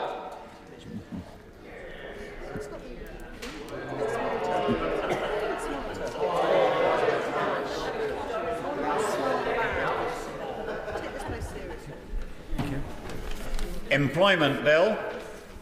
Second reading what day? Friday the 3rd of February 2023. Friday the 3rd of February 2023. Hold on. Right. We now come to the motion in the name of the Leader of the Opposition on NHS workforce. Inform the House that I have not selected the amendment. I will now call the Shadow Secretary. West Reading to move. Thank you, Mr Speaker. The NHS is facing the worst crisis in its history. 7 million people are waiting for NHS treatment, and they are waiting longer than ever before. 400,000 patients have been waiting more than a year. Heart attack and stroke patients are waiting an hour for an ambulance on average when every minute matters. 24 hours in A&E isn't just a TV programme, it is the grim reality facing patients in an emergency. Behind those statistics are people being held back from living their lives, people forced to give up work because they can't stand the pain, young people still bearing the scars of lockdown, unable to get the mental health support they need to step into adulthood, families losing loved ones for no other reason than the NHS was unable to treat them in time. My friend and colleague, the Shadow Leader of the House, shared with me an email from one of her constituents. A patient with suspected cancer, he was urgently referred by his GP, which ought to be being seen by a specialist within a fortnight. 4 weeks later, and he'd heard nothing. He phoned the hospital and was told, and I quote, 2 weeks currently means 6 weeks, and that he'll be contacted, not seen, within the next 2 weeks. He's now had his appointment, during which the doctor identified cancerous cells. He has been told he will wait up to 8 months to have that cancer removed. He said that until waiting lists are down, and I quote, more people will die unnecessarily from cancer, I hope not to be one of them. Mr Speaker, this is not uncommon. This is where we are. This is why Labour is today putting forward our plan to solve this crisis, make the NHS fit for the future and get patients treated on time again. I certainly will. Sure. I was speaking to a paramedic yesterday who was with a patient for 2.5 hours waiting to be taken with sepsis. There were 98 calls at same Yorkshire Hospital waiting to go in. Aren't we post-crisis now? Isn't it in complete breakdown? Don't we need Labour's plan to come in now and not have to wait? I strongly agree with my honourable friend. And as the Leader of the Opposition has said, the NHS isn't on its knees, it's on the floor. How many times were we told during the pandemic that restrictions were needed to stop the NHS from falling over? But, Mr Speaker, it has now fallen over. For the first time in the history of the NHS, people no longer feel certain when they phone 999 or arrive in A&E that they will be seen in time. It's the first time in our history, in our country's history, that people have not felt confident that emergency medicine will be there for them when they need it. Now, the Conservatives blame the crisis in the NHS on everything from the weather to the pandemic and even NHS staff. And of course, there's no doubt that the pandemic has made things worse. But the government, the party opposite, sent the NHS into the pandemic with 100,000 staff shortages. They spent a decade disarming the NHS before sending it into the biggest fight it's ever faced. They cannot pretend the NHS was well prepared. And the problem for the party opposite is that people are not stupid. Their memories are not that short. They know the NHS was struggling to treat them on time before the pandemic, and they know who is to blame. I'll give way to... I'm very grateful for him giving way. Isn't it the point, though, that health is devolved across 4 different nations, which each have a different party that leads it? Doesn't this mean that actually the pandemic has hit all health services and across the Western world as well? This is a rising tide of the problem of the pandemic and dealing with an ageing population. This isn't party political at all, and it's remiss of him to try and make it that. What does he say to that?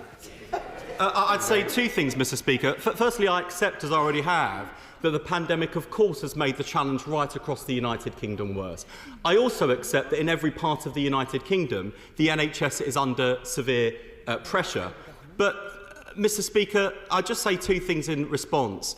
Firstly, there's no doubt, even if some of our friends in the SNP on this benches don't want to acknowledge it, that every part of the United Kingdom would be better off with a Labour government, and every part of the NHS in every part of the United Kingdom would be better off if there was a Labour government, because the investment we're proposing in NHS staff today would benefit countries right across the United Kingdom. And in response to the outgoing member for Peterborough opposite, don't say that politics doesn't make a difference. Don't expect the people to believe that somehow there was an inevitable sense of decline in the NHS, because I'm sure people remember when Labour was last in government, we delivered the shortest waiting times and the highest patient satisfaction in history. Is he planning to cross the floor? I look forward to hearing from him. Well, certainly not. But the point I would make is this. Your plan seems to be simply vote... Oh, sorry.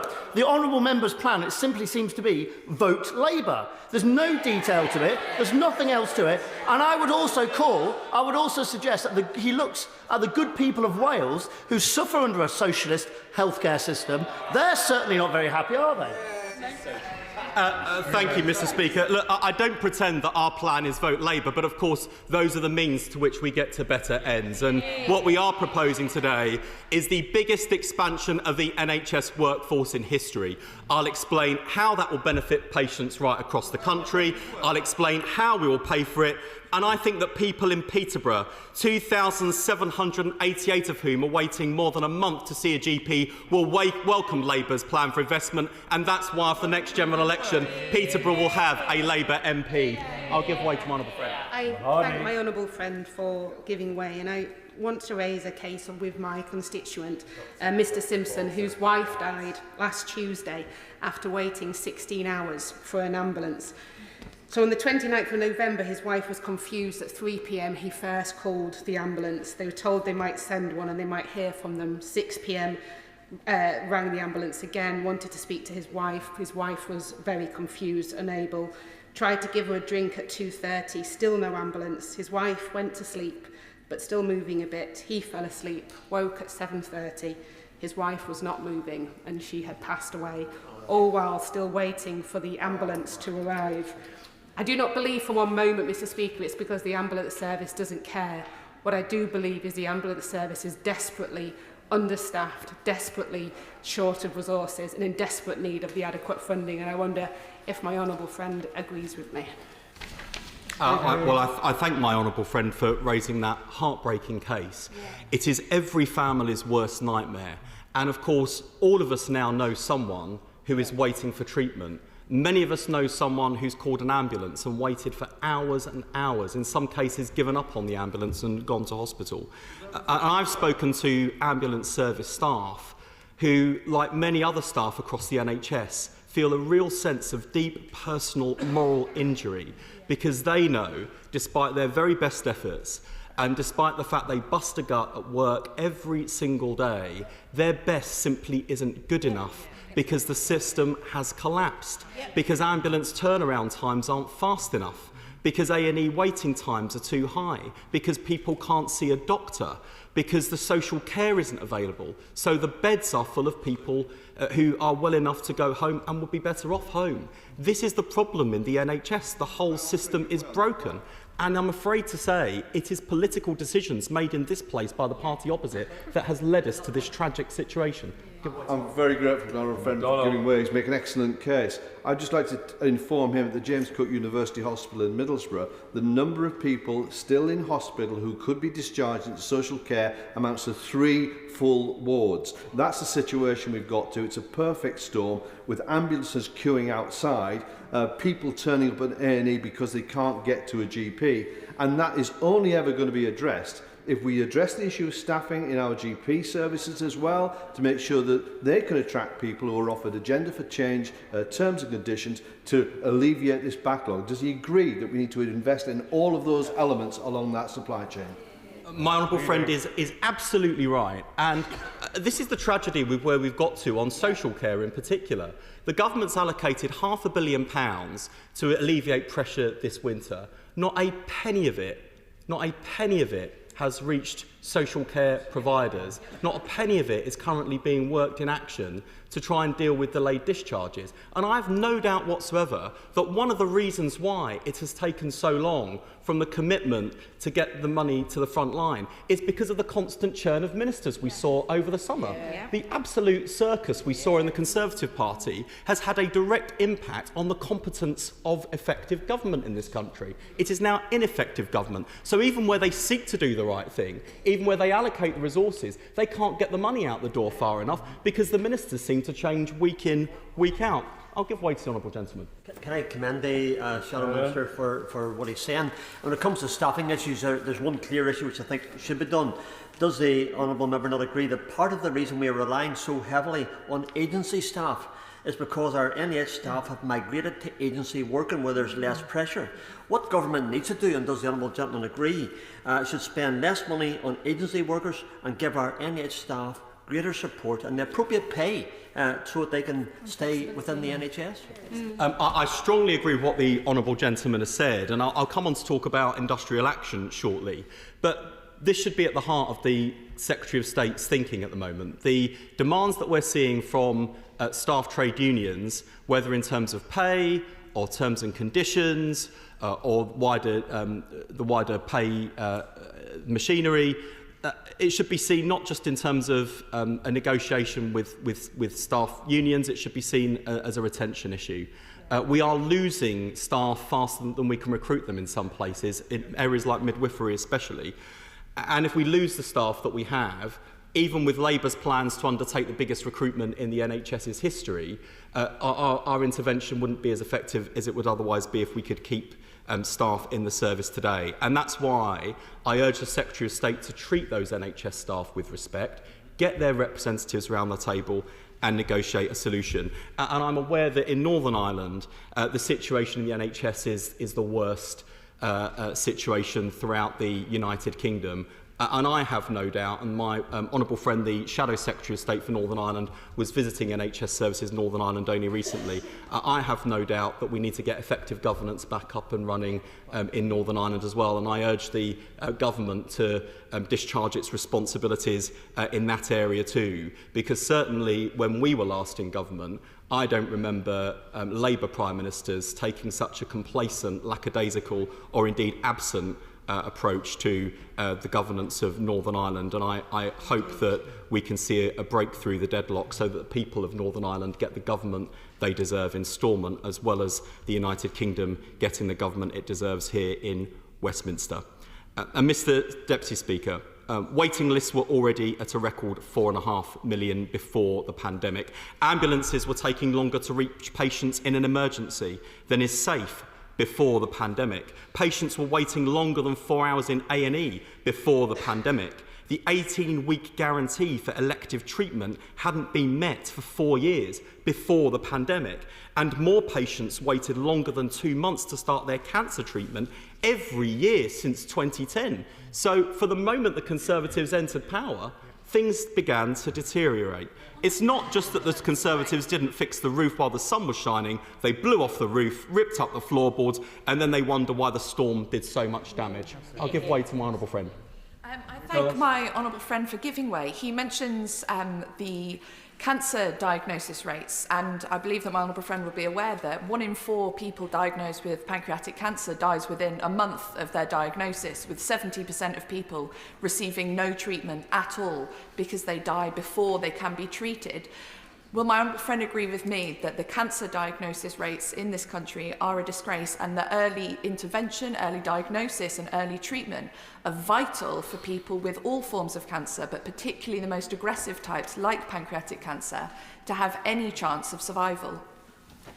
My honourable friend is absolutely right, and one of the reasons why this country has much poorer cancer outcomes than many comparable economies is precisely because of that issue of late diagnosis. And I know from my own experience how vital early diagnosis can be for good cancer outcomes. And I am terrified about the fact that within those 7 million patients waiting in the elective backlog will undoubtedly be cases of undiagnosed cancer and other conditions which, if the NHS had eyes on the patients, would be detected faster, we would get the treatment to them much quicker, and the outcomes would be better. And this is one of the tragedies for the National Health Service, is that because we do late diagnosis, we therefore get more expensive and less effective treatment. If we could diagnose faster, patients get better outcomes and taxpayers get better value for money. That's the kind of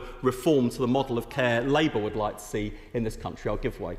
On that point about diagnosis, isn't the access to GPs also a vital part of this puzzle? And isn't it terrible that the government is not listening to the general practitioners who are saying we need actually different visa systems, but the government is so stuck in with immigration rules that we cannot recruit enough GPs into the system because of the Home Office not wanting to change certain parts of the visa system? Call for that intervention because we're in the worst of all worlds when it comes to immigration and the NHS, where the government tries to have it both ways. It talks tough on rhetoric, so we end up with a very bureaucratic and ineffective and costly system.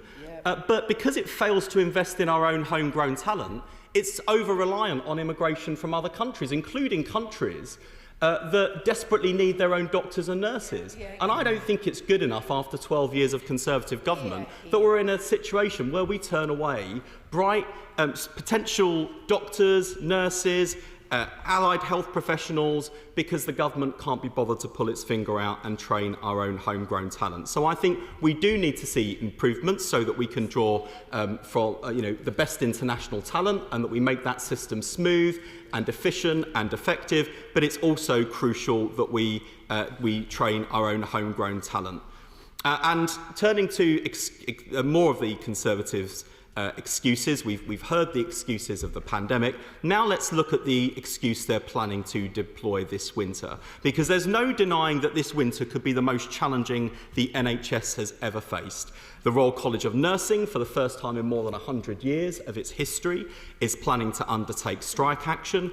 Just this lunchtime, we got strike dates from Unison, the GMB union, and now Unite the Union too, which raises the question, why is the government not even trying to stop the strikes going ahead in the NHS? Surely when the NHS is already lacking the staff it needs to treat patients on time, the government ought to be pulling out all the stops, getting around the table and negotiating to stop industrial action. So why aren't they? The Secretary of State said in health questions earlier that his door's open, as if we can just sort of wander in off the streets into the Department of Health where there'll be a cup of tea and a biscuit waiting. He's just waiting for the negotiation. That's not how this works. Everyone knows this isn't how it works. He had a nice little meeting with unions after the summer, after Labour complained that we hadn't seen a meeting between a Secretary of State and the unions since the Right Honourable Member for Bromsgrove. And goodness me, we've had 3 Secretaries of State since then, and 2 of them are the Secretary of State opposite.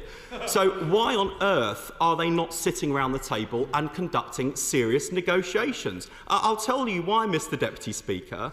They know that patients are going to suffer this winter. They don't have a plan to fix it. So instead of acting to improve care for patients and accept responsibility, they want to use nurses as a scapegoat in the hope that they avoid the blame. We can see it coming a mile off. It is a disgusting plan, it is dangerous, and it won't work. And if I'm wrong, perhaps members opposite could explain why the government is not trying to prevent the strikes from going ahead. Perhaps they could explain why the Secretary of State ignored all requests from the health unions for meetings and conversations this summer while the ballot was underway. Perhaps they could explain what the government's plan for the NHS is this winter. Perhaps they can explain why a government source told the Times newspaper that ministers plan to wait for public sentiment to turn against striking nurses as the toll of disruption mounts.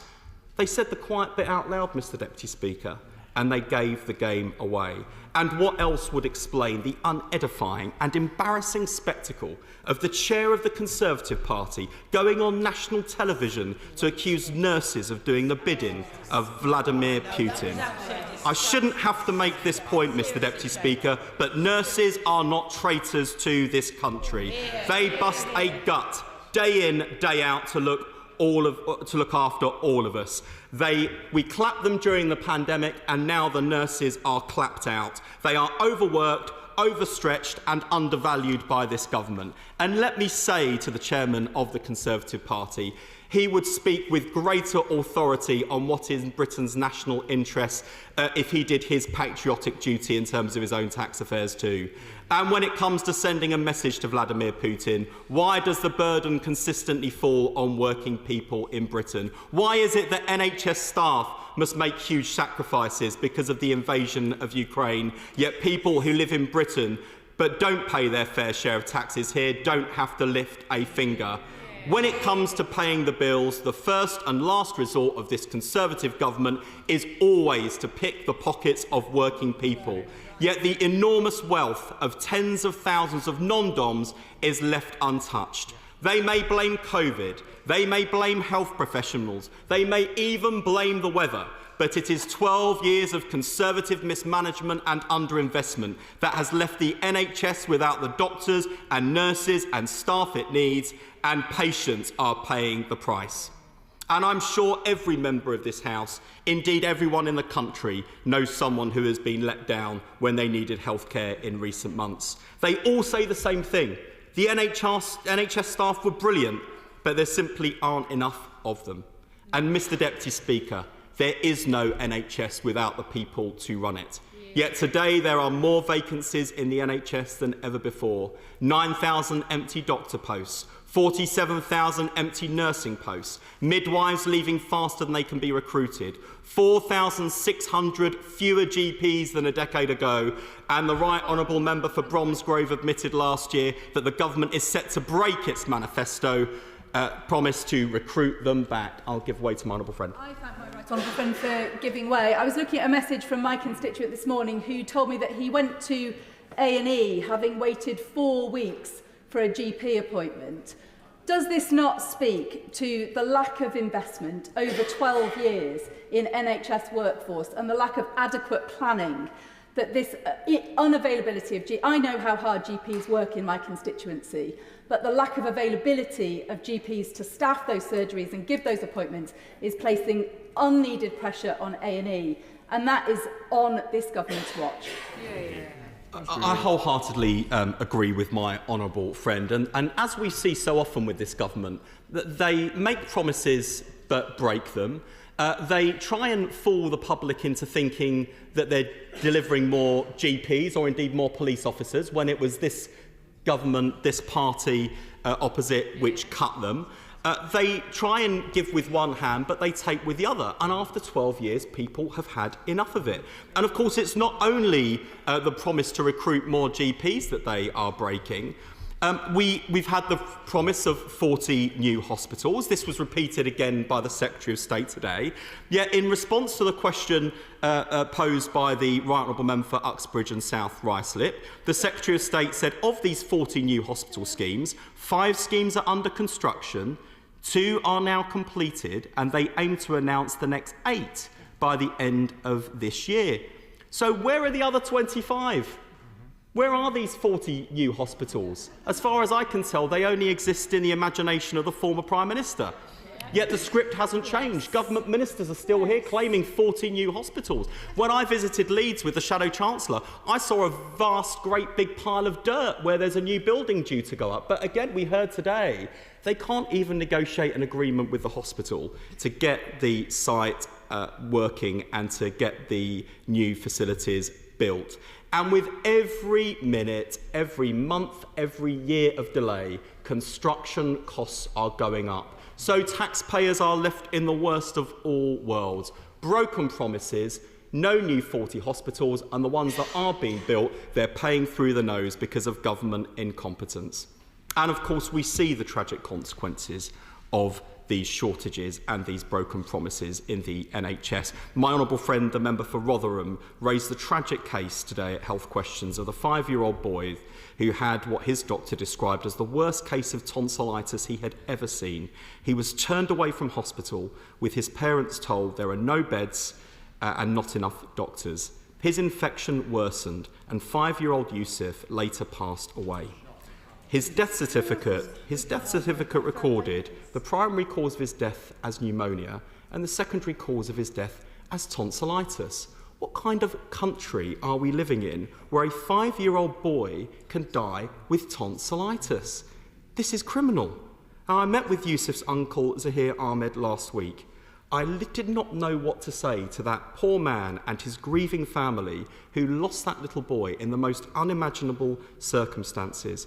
And so can I invite the Secretary of State to meet with Yusuf's family to hear for himself how that little boy was failed, and also to hear firsthand from the family about some of their interactions with the NHS, which I thought were completely unacceptable and intolerable. And can I also, on that note, welcome the inquiry, the independent inquiry, which has been committed to. I think that's really important for the family that's been failed in this heartbreaking case. But we don't want to see more cases like this, Mr. Deputy Speaker. At the heart of the crisis in the NHS, like so many of the problems facing our country today, is a failure to plan. The NHS hasn't had a workforce plan since 2003. That would be unacceptable in a multinational company 1/100th the size of the NHS. And the failure to plan means that short-term fixes are always favoured over what's in patients' long-term interests. That's why they cut the nursing bursary. And that's why this summer, in the middle of the biggest crisis in the history of the NHS, the government took the infuriating decision to cut 1/3 of medical school places. The honourable gentleman's been to medical school. Does he think it was a good idea to cut the number of places this summer? I'm very grateful, because when we talk about Labour's record on training, he may forget 2007 with the medical training application system that ended up in judicial review, with many of my colleagues moving out of disciplines they loved dearly because of the Labour mess when it came to making those plans. And actually, I'm glad he's been speaking for almost half an hour, talking about his expose of what is going on in the health service. I'm yet to see a plan come forward. I'm hoping he's going to spend the next half an hour telling us about this detailed plan of how he gets 10,000 new medical places, because when it comes to firms in hospitals, there is already not enough space for those medical students to get that experience. So I'm looking for him to solving that problem. Well, I can tell the honourable gentleman he's not looking forward to me solving the problem half as much as I'm looking forward to solving the problem. And as far as I'm concerned, the general election can't come soon enough. And I'd say to the members opposite, be careful what you wish for, because I do indeed intend to set out in detail Labour's plans, and I'm very happy to stretch to half an hour if that's where the demand takes us. I'll give way to my Liberal Democrat friend. On that point, I'm grateful to my honourable friend for giving way. I'm grateful for a number of interventions, not least that most recent one, because isn't it true that as hospital trusts meet with the new hospital programme today, they will be having discussions about how big the new hospitals should be. And given that we do need more space to train the doctors and nurses of the future, would my honourable friend agree with me that it would be criminal if they tried to cut corners by making hospital plans smaller than they really need to be? I wholeheartedly agree with the honourable member, and what I seem to hear from the Health Secretary this afternoon was a one-size-fits-all approach from the government, as if every hospital's needs are going to be the same and we can just import a standardised model onto every hospital site. I'd be happy to be proven wrong. I'd be even happier if the Secretary of State got the ball rolling on some of the plans that are already agreed, which trusts have already spent a significant amount of time and taxpayers' money on. I'd be even more delighted if we got some of those hospitals open. But I would wager a bet, Mr Deputy Speaker, that when we get to the end of this government's life, we will not see anything like 40 new hospitals delivered or even in the pipeline. I'll give way to my honourable friend. Thank my honourable friend for giving way, and he's making a compelling case. And I think I know where you could possibly get some of that money from for training places, and he may agree with me. Non-DOM was about £3.2 billion forgone in revenue every year. 68,000 non-DOMs, thereabouts, works out at £44,000 per non-DOM. Do you think he could do much with that £44,000 per non-DOM? What a great Well, Mr Deputy Speaker, my honourable friend has led me neatly towards setting out Labour's plans, which do indeed rely on those people who come to this country, who make Britain their home, actually paying their taxes here. That's the right thing to do, it's the fair thing to do, and I think people across the country would agree we need nurses more than we need non-DOMs. I'll give way to I thank my honourable friend for giving way and listen with interest to what's been said about the new hospital building programme, not least because we've been waiting for a new hospital in Warrington for a very long time. We've recently opened the new Health and Social Care Academy at Warrington and Vale Royal College with some of our Town Deal Fund application money. But surely these people need excellent cutting-edge training facilities in a hospital to go into once they leave the college. And the government's lack of progress on building us a new hospital in Warrington is actually undermining some of the other excellent work we're doing locally to try to train up the people that we need to fill those workforce shortages. I totally agree with my honourable friend, and I heard of a really awful case in Warrington the other day of one Warrington resident who contacted me waiting 12 hours in agonising pain in accident and emergency before giving up and going home after midnight because she simply couldn't take it anymore. And an accident and emergency department that was so packed that she could overhear other patients' conversations with clinicians, including sensitive medical information. These are the kinds of conditions that patients are experiencing and that poor NHS staff are having to work in. It's simply unacceptable. Give way to Honourable Member. Thank you, Member, for giving away so generously. Would he agree that core to workforce planning and retaining the people who are trained and stopping spending eye-watering sums on agency nurses is keeping the working environment safe? He's just outlined the many scenarios where staff are forced to work in unsafe conditions. And would he agree with me that core to the message coming from health unions is their desire to be able to have appropriate staffing levels and to appropriately provide the service that all our constituents rely on? I strongly agree with the honourable member, and in fact I was speaking to the General Secretary of Unison just last week, who was saying that as the unions are looking at safe staffing levels in critical services and their determination to maintain patient safety in the event that industrial action goes ahead, they were looking at what they consider to be safe staffing levels and finding that on non-strike days, the NHS is already operating at staffing levels below what the union would intend to operate on a strike day. I mean, this is an unbelievable state of affairs. And I'm really worried about industrial action, Mr Deputy Speaker. Like patients across the country, I don't want industrial action to go ahead. I know that it will mean ambulance delays. I know that it will mean cancelled operations. I know that it will mean even greater pressures on the NHS. But, Mr Deputy Speaker, the tragedy is that the conditions I've just described are the conditions we are seeing every single day in the NHS now. And when the Royal College of Nursing said, when Pat Cullen said, we are striking for patients, that's a line I've heard time and time again from RCN members who, you know, yes, it's partly about their pay, and of course it's about the conditions they're working in. But more than anything else, what NHS staff are telling me is that they voted against industrial action, some for the first time in their entire careers, because they have had enough, voting for industrial action for the first time in their entire careers, because they can no longer suffer the moral injury of going to work, slogging their guts out and going home petrified that despite their best efforts, they still didn't deliver the care that patients deserve. What an intolerable situation they find themselves in. Their backs are against the wall, and that's why the government should negotiate. Give way tomorrow. I thank the honourable gentleman for giving way, and he's making an excellent speech. But does he agree with me that it is completely reprehensible for government ministers, when talking about potential pay strikes by nurses, to say that by going on strike they're somehow enabling Putin's regime? No. I just thought it was a really reprehensible thing to say, and I think it shows how desperately the government is scraping the barrel to make excuses for their negligence and mismanagement of the NHS. And Mr Deputy Speaker, it's why I found it astonishing that this summer, in the middle of the biggest crisis in the history of the NHS, the government took the infuriating decision to cut a third of medical school places. Thousands more straight-A students in Britain who want to help turned away from training to become doctors. It's like the clip of the former Deputy Prime Minister, Nick Clegg, talking about why there was no point in 2010 building new nuclear power stations because they wouldn't come online until 2022. But we actually need governments in this country that think beyond short-term electoral cycles and put the long-term interests of the country first. That's the approach that Labour would take.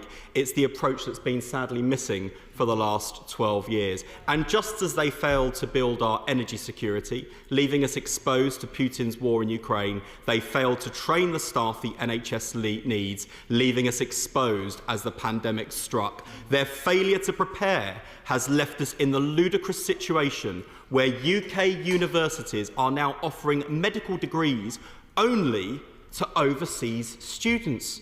That's right. The government refuses to allow bright British students from achieving their dreams to become doctors, so Brunel University is forced to exclusively take students from overseas. The member for Worcester and chair of the Education Select Committee has warned that there is a real risk that medical schools will, and I quote, only train overseas students who go off and get jobs elsewhere. What a criminal mismanagement of our higher education system and failure to plan to meet our staffing needs with our own homegrown talent. I'll give way to my honourable friend. I thank my honourable friend for giving way, and he's making an excellent point. Does he agree with me that it's absolutely disgraceful for this government that, given the fact there was nearly 30,000 medical school applications last year, British students who really want to study medicine, and that there is a cap of 7,500. This shows that we're not investing in our workforce, and we're not investing on homegrown British doctors. And it's absolutely appalling that this government does not see the importance of doing that. I wholeheartedly agree with my honourable friend. And to deal with this problem, indeed to satisfy the demands of the party opposite who look to Labour for answers, today Labour is putting forward a plan to solve this crisis, to bring down waiting times, to get patients the treatment they need, to build a healthy society. Where the Conservatives are holding back the best and the brightest students from playing their part in the health of our nation, Labour will unleash their talent in the NHS. We will double medical school places, training 15,000 doctors a year so that patients can see a doctor when they need to. Where the Conservatives have left nurses working unsafe hours, unable to spend the time they need with patients to provide good care, and where they have left the NHS so short of midwives that expectant mothers are turned away from maternity units because they don't have the capacity to deliver their child, Labour will act. We will train 10,000 more nurses and midwives every year. And we will go further, Mr Deputy Speaker. The way we deliver healthcare has to change. For many patients, hospitals are not the best place to be. Yet the last 12 years has seen all other parts of our health and care service eroded by underinvestment. Why is it? when our society is ageing, when people increasingly want to be cared for in the comfort of their own home, surrounded by their loved ones, that 4 in 10 district nursing posts have been cut. Well, we on this side of the House are proud to have district nursing at the heart of our plans to modernise the NHS, and we will double the number of district nurses qualifying every year. And of course, Mr Deputy Speaker, many colleagues from across this House have campaigned for years on the importance of the early years of a child's development.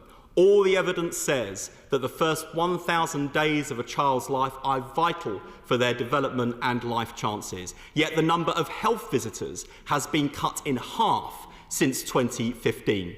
Labour will ensure every child has a healthy start to life, training 5,000 more health visitors. And that, Mr Deputy Speaker, is what the motion before the House would deliver. I certainly will. I thank the honourable gentleman for giving way. He raises the point of children and early intervention. One area he hasn't touched on is the tidal wave of cases in children and young people's mental health. And we see this, all of us, in our casework every week, where children and young people who haven't been treated early get worse and worse and therefore referred to acute services. In the last year, referrals to CAMHS have gone up by almost 25%. Consultant psychiatrist numbers have come down, and then in terms of early intervention, we're not seeing enough mental health support in our schools, and in Richmond we can't recruit clinical psychologists even though we've got the money to do so. So does he agree with me? We really need to focus on the future of this country, our children, by training more psychiatrists, counsellors and psychologists. I totally agree with the honourable member. We've had lots of perfectly good speeches from Conservative Prime Ministers over the last 12 years, and we've had more than our fair share of unbelievably bad Conservative Prime Ministers over the same period. And one of the things that each of those speeches has in common is warm rhetoric and no delivery. And we're not prepared to make the same mistake. So while it's not on the order paper today, I'm pleased to confirm that my right honourable friend, the Leader of the Opposition, announced a mental health pledge that would see 8,500 more mental health professionals recruited. That would enable us to provide mental health hubs in every community, dedicated mental health support in every school, and the aim of guaranteeing treatment within a month. That would be transformational in terms of mental health support in this country. It would particularly benefit young people who have borne the brunt of the pandemic in terms of their own mental health and well-being. It would really help to free up GP capacity and to free up A&E capacity, who increasingly see mental ill health cases coming through their doors because the specialist support that people need is not available. It is a plan, as the motion on the order paper is today, that is fully costed, fully funded, and would make a real difference to patients. And just as the Conservative Party is welcome to steal Labour's NHS workforce pledge, they are very welcome to steal our mental health plan too. And of course, Mr Deputy Speaker, as well as recruiting the doctors and nurses and allied health professionals that we need, we also need to keep the staff we currently have. I certainly will give way. Thank my honourable friend for giving way. Why does he think that the government benches are so keen on protecting non-dom status? What's the interest there? I think that is an excellent question that the Secretary of State is really well placed to answer. I mean, it's not as if people on Downing Street don't know what non-dom status is and how it's currently accessed. And I don't know if the Chancellor's reluctance to abolish the non-dom status is he doesn't want bad relations with our next-door neighbour. We've all been in that situation. Everyone needs good neighbours. But Mr. Deputy Speaker, I think a little neighbourly discomfort on Downing Street is a price worth paying to improve the healthcare available to people on streets up and down the rest of the country. And of course, we've got to keep the staff we already have. On a visit to a hospital recently, I spoke to a nurse about whether she was planning to vote for industrial action. She said, yes, pay is an issue, but it's the stress, the burnout, going home at the end of the day with a moral injury, worried that she didn't deliver the care patients deserve because she's too overstretched. That's what has really motivated her decision. And I asked her what would make the most difference. And she said, I just want to know the cavalry is coming, that it is worth staying in the job because things are going to get better. She knows how long it takes to train nurses. She's been through it herself. She knows how long it takes to train doctors. And she can accept that. What she can't accept is a future where 10 years down the line, because we didn't act today, or because an incoming government didn't act after the next general election, that she's still working a decade down the line on understaffed shifts in overstretched hospitals. So Labour's message to NHS staff is that the cavalry is coming with Labour.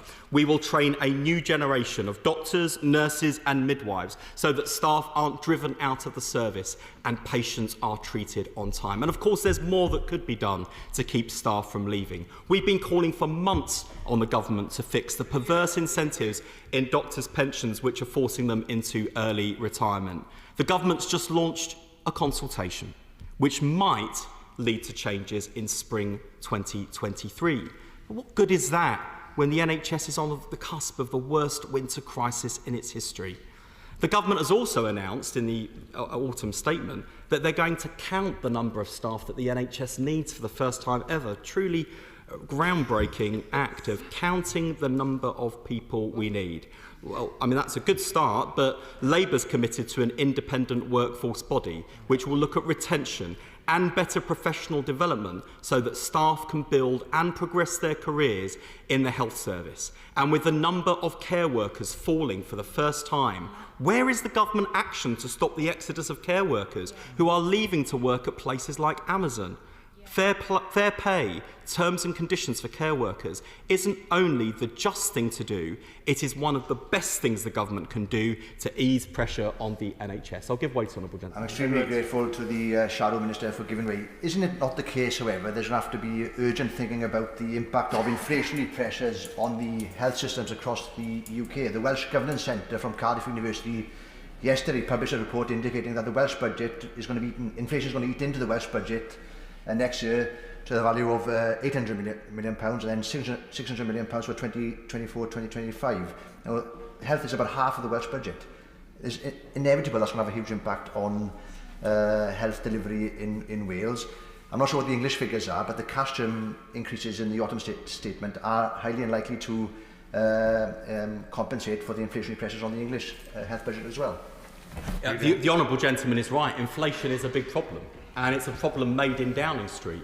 And we are all paying a very heavy price for more than a decade of Conservative mismanagement of the economy. And yes, we can all point to the spectacular success that was the mini budget, which crashed the economy and left everyone picking up the pieces. But even that doesn't explain more than a decade of low growth, low productivity and higher taxes. And that's where the Conservative Party have left us. And that's why it's not just a change of NHS policy we need, it's a change of economic policy. And goodness me, they've had enough goes at it. They've had enough chancellors this year. I mean, that's why even The Spectator magazine has lauded the Shadow Chancellor as the Chancellor of the Year, because she's got the plan the country needs. Business leaders know it, we know it, the countries know it, and I suspect that even members opposite know that's true too. Indeed. And turning to our NHS workforce plan, don't just take my word for that this is a serious plan. It is a plan that's been endorsed by the Royal College of Physicians, the Royal College of Psychiatrists and Universities UK. It has widespread and cross-party support. I was particularly pleased to see the support from one correspondent who wrote in September, I quote now, Mr Deputy Speaker, I very much hope the government adopts this on the basis that smart governments always nick the best ideas of their opponents. They also ditch the bad ones of their predecessors, such as blocking an enlightened amendment to the Health Act that would have sorted out workforce planning. I'd like to thank the Chancellor for that endorsement.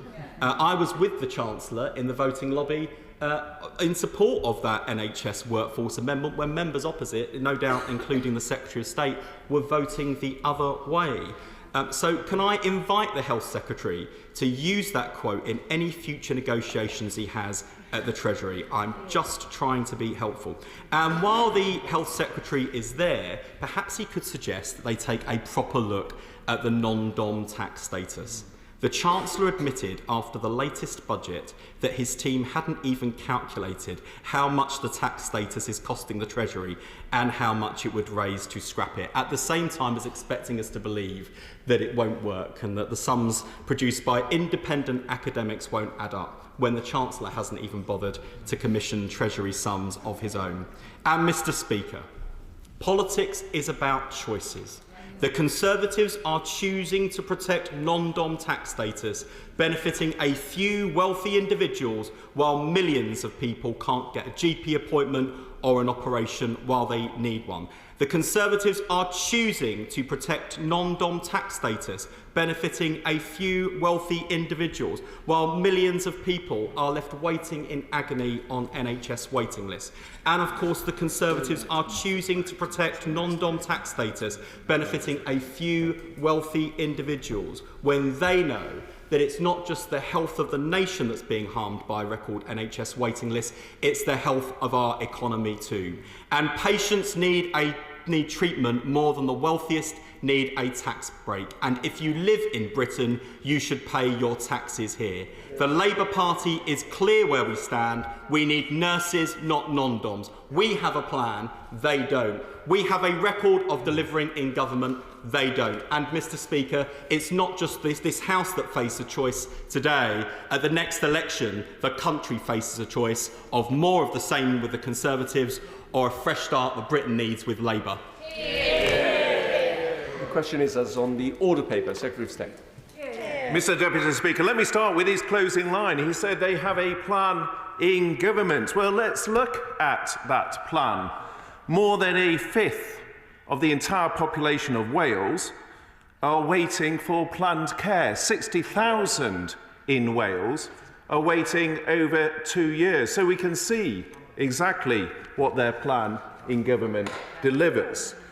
Indeed, he asked us to remember when they were last in power, and we still do, Mr. Deputy Speaker. We remember the letter that said there was no money left.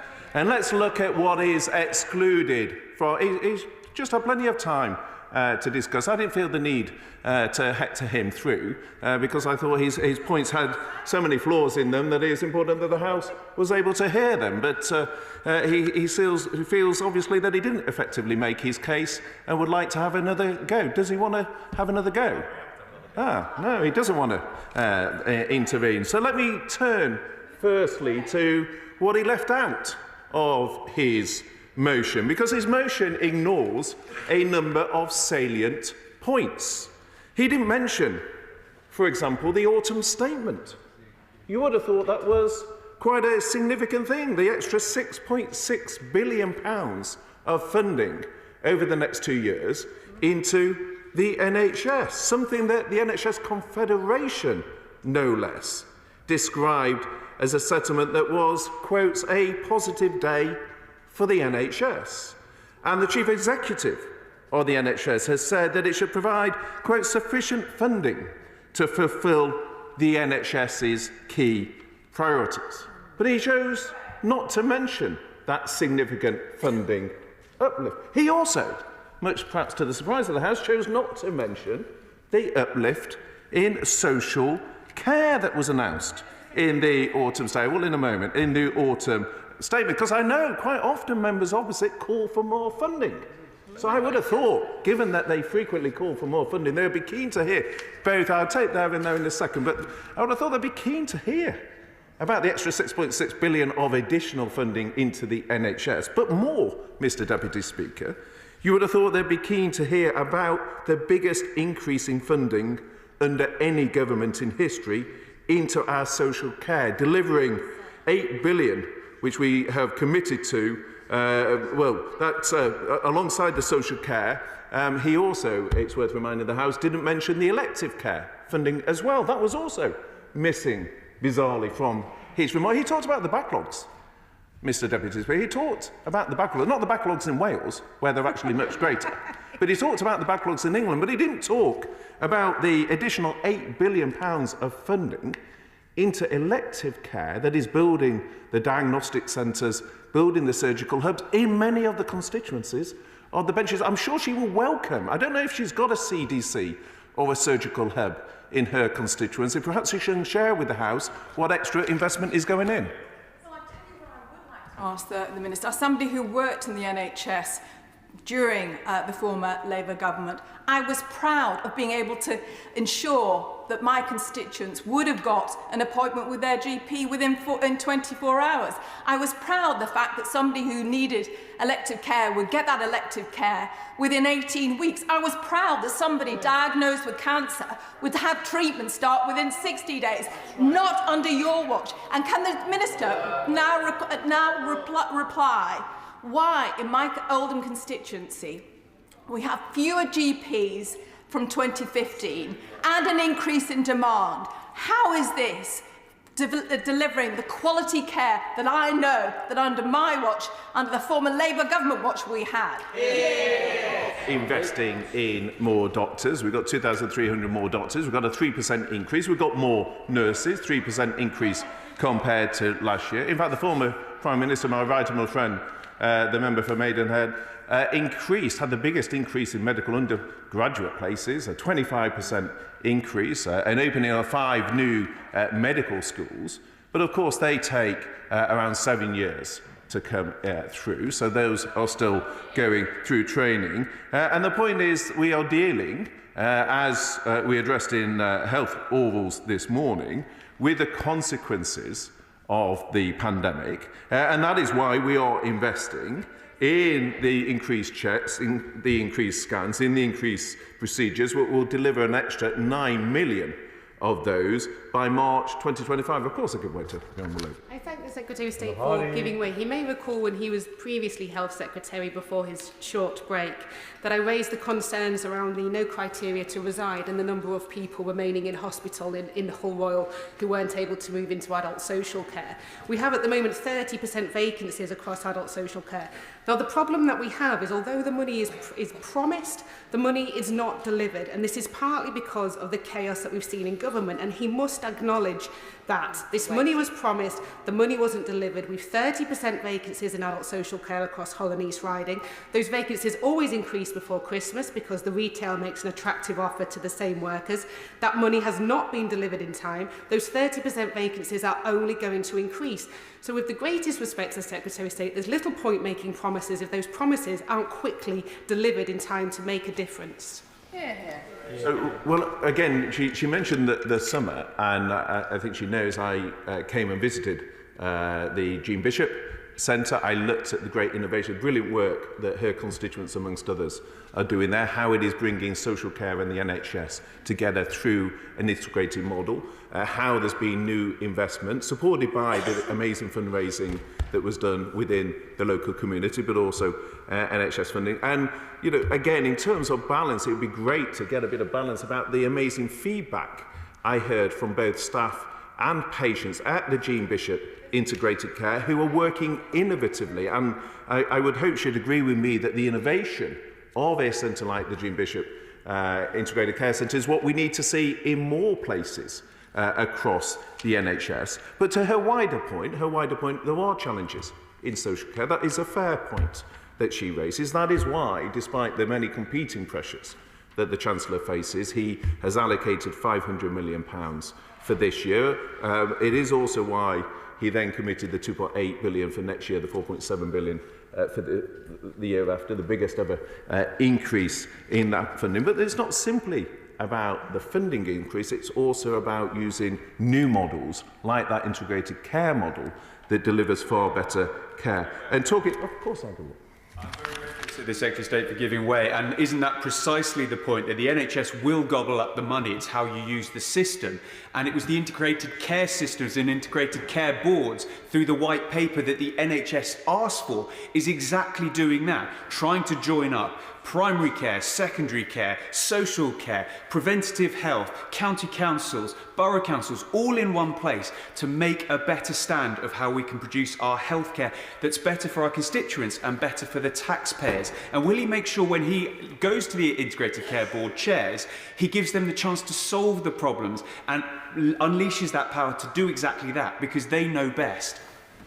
My honourable friend raises an extremely important point, and it is about not just the significant funding increase that my right honourable friend the Chancellor has allocated, but then how that funding is deployed, and in particular using population level data, the integrated care system, to look at that, to bring health and care together, because one area that the honourable gentleman and I agree on is actually the impact that delayed discharge is having across health and our hospital trusts as a whole, and we often see that manifested, Mr Deputy Speaker, in the ambulance handover times, which are so impacted by that. But let me just finish on the investment that is going in, but my honourable friend is right, it's also how that is then deployed, and indeed again missing from the motion opposite was any reference to the Commissioner Patricia Stewart, the former Labour Secretary of State, again to look at how we take on board how that funding is spent in an integrated way. But it would be remiss of me, Mr Deputy Speaker, not to draw the House's attention to the £5.9 billion of capital funding that we are using to transform diagnostic services, making the most of new technologies and improving the equipment for our frontline staff, making it easier for them to deliver the patient outcomes that we need. That is the investment, along with that investment that care, that this government can be proud of. Now let me turn to the motion itself that is put forward by the Shadow Secretary of State. First, he refers to a shortage of workforce, but again ignores the locum doctors and the bank nurses that make up a significant proportion of the NHS workforce. He ignores the record numbers of doctors and nurses that we now have working in the NHS, the 3% increase just on last year of both doctors and nurses. As I said at Health Halls, Mr Deputy Speaker, and I'm sure you will be most surprised, given your background in Wales at an earlier stage, you must be most surprised to discover that we can't actually see what the vacancy rate is in Wales, because the Welsh Government stopped collecting workforce vacancy statistics in 2011. Now, you would have thought the motion would have been an opportunity for the bench opposite to encourage their Welsh colleagues, given the importance they say applies to vacancy statistics. You would have thought they would be keen to see that across the Union of the United Kingdom. I thought the bench opposite was a party of the Union, and therefore why would it not want to have that transparency across Wales on the vacancy figures? But the motion was silent on that point. Perhaps in the closing, the relevant minister will actually give a commitment to encourage the Welsh Government to have that same level of transparency. Of course I would. Secretary of State has hit the nail on the head when it comes to comparing the different countries across the Union, because different countries choose to have different statistics over which waiting times they're using for how they fit their staffing. Does this not make the argument that we should have one unified way of using those statistics across the four nations? Well, I very much agree with that. And in fact, in the spirit of cooperation, I'd be very happy to write to the ONS, to Sir Ian Diamond, to perhaps encourage that if indeed the Welsh Government was willing to make that commitment. I don't know whether that is something whether the bench opposite is willing to sign up for, to encourage the Welsh Government to have that level of transparency. They seem a bit reticent, Mr Deputy Speaker, about having that transparency. Of course I go away to the Honourable. I actually think, beyond the party knockabout, the issue of statistics across the Union is a really important one, which I have raised in this House many times. Could you tell us what the vacancy rate is in North East Cambridgeshire? Well, I think, firstly, it depends what we're talking about, Mr Speaker. Are we talking about doctors, nurses? I've talked about the locums. If we're talking about the churn within care, obviously they churn, within that. So there are a range of factors, and the reality actually within North East Cambridgeshire is we don't have a major hospital within North East Cambridgeshire. We are served by 4 different hospitals between Kings Lynn, Peterborough, Hinchinbrook and Allenbrooks, and so as someone particularly interested in data, one would need to look across those ranges. Well, let me make some progress and turn. I'll come to her in a moment. Let me just make some progress, because there are a number of omissions. I know there's a fair list, Mr. Deputy Speaker, a fair list of omissions in this motion. It didn't talk about how the government is on track to deliver its manifesto commitment of 50,000 nurses by 2024, with the nursing numbers over 32,000 greater than they were in September 2019, and the fact that there are over 9,300 more nurses than there were a year ago, and almost 4,000 more doctors than a year ago, and there has been a 47% increase in the number of consultants since 2010. Next, the Honourable, well, let me give way to and make some progress. I thank him for giving way. The biggest problem for my constituents in Bath is access to GPs, because there are not enough GPs in the system. So rather than talking about statistics, how can he make sure that my constituents can see a GP in time and not walk away in desperation because they can't get an appointment? Well, I agree it's not simply about statistics, but I think it's remiss not to point to the increase in numbers of both doctors, the 2,300 more in primary care. Well, can I just answer the I've taken a number of interventions, but she has intervened on an intervention. So firstly, the increase in doctors in primary care of over 2,300, or the over 9,000 GP trainees that we currently have. But her wider point is correct, that it's not simply about the number of GPs, it's about the wider primary care force and ensuring that they operate at the top of their licence. It's about access of patients, avoiding the 8 a.m. Monday sort of crunch in terms of lots of people making the calls at the same time. That's why we're looking at things like the better use of telephony in the cloud and the latest that technology offers. It's why we have, through Pharmacy First, the opportunity through our pharmacy network to make much better use of what the pharmacists can do. So it's about increasing the number of GPs, yes, but it's also about the wider workforce, the use of technology and the use of different patient pathways as well. Let me just make some progress, Mr. Deputy Speaker, because another omission from the motion was in terms of the GP appointments, and we were just touching on that. It's worth reminding the House that there are around 90,000 more GP appointments every working day, excluding COVID vaccinations, than there were last year. So when I hear people saying they can't see, it's worth getting that into context in terms of the 90,000 more GP appointments. 40% of... He's chuntering again, Mr. Deputy Speaker. Does anyone have another go? So... I'm surprised and grateful the Secretary of State's given way. His position seems to be, you've never had it so good.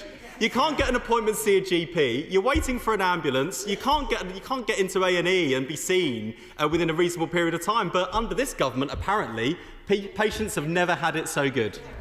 As he knows, I've been at pains to point out to the huge pressure that the pandemic has generated, which he seemed unwilling to accept. I'm simply pointing out, Mr. Deputy Speaker, both the contract with Wales, where if you look at 2 years' waits, we've got 60,000 people waiting more than 2 years, a huge example of what a Labour government delivers in practice. And in terms of GP appointments, yes, everyone recognises the huge demand. There's no single solution to that, but we are seeing GPs are seeing more people. 40% of those appointments are currently taking place each day, and almost 40% of patients have continuity of care. Of course I agree. Honourable friend give way. Does he accept that the £45.6 billion that are being invested in our health and social care is a phenomenal investment, and the key to our challenge is to make sure that that money is spent wisely? And if we had a situation where there was a Labour government in charge of making sure that that money was spent wisely, with their record of wasting public money, it would be like putting Dracula in charge of the blood bank.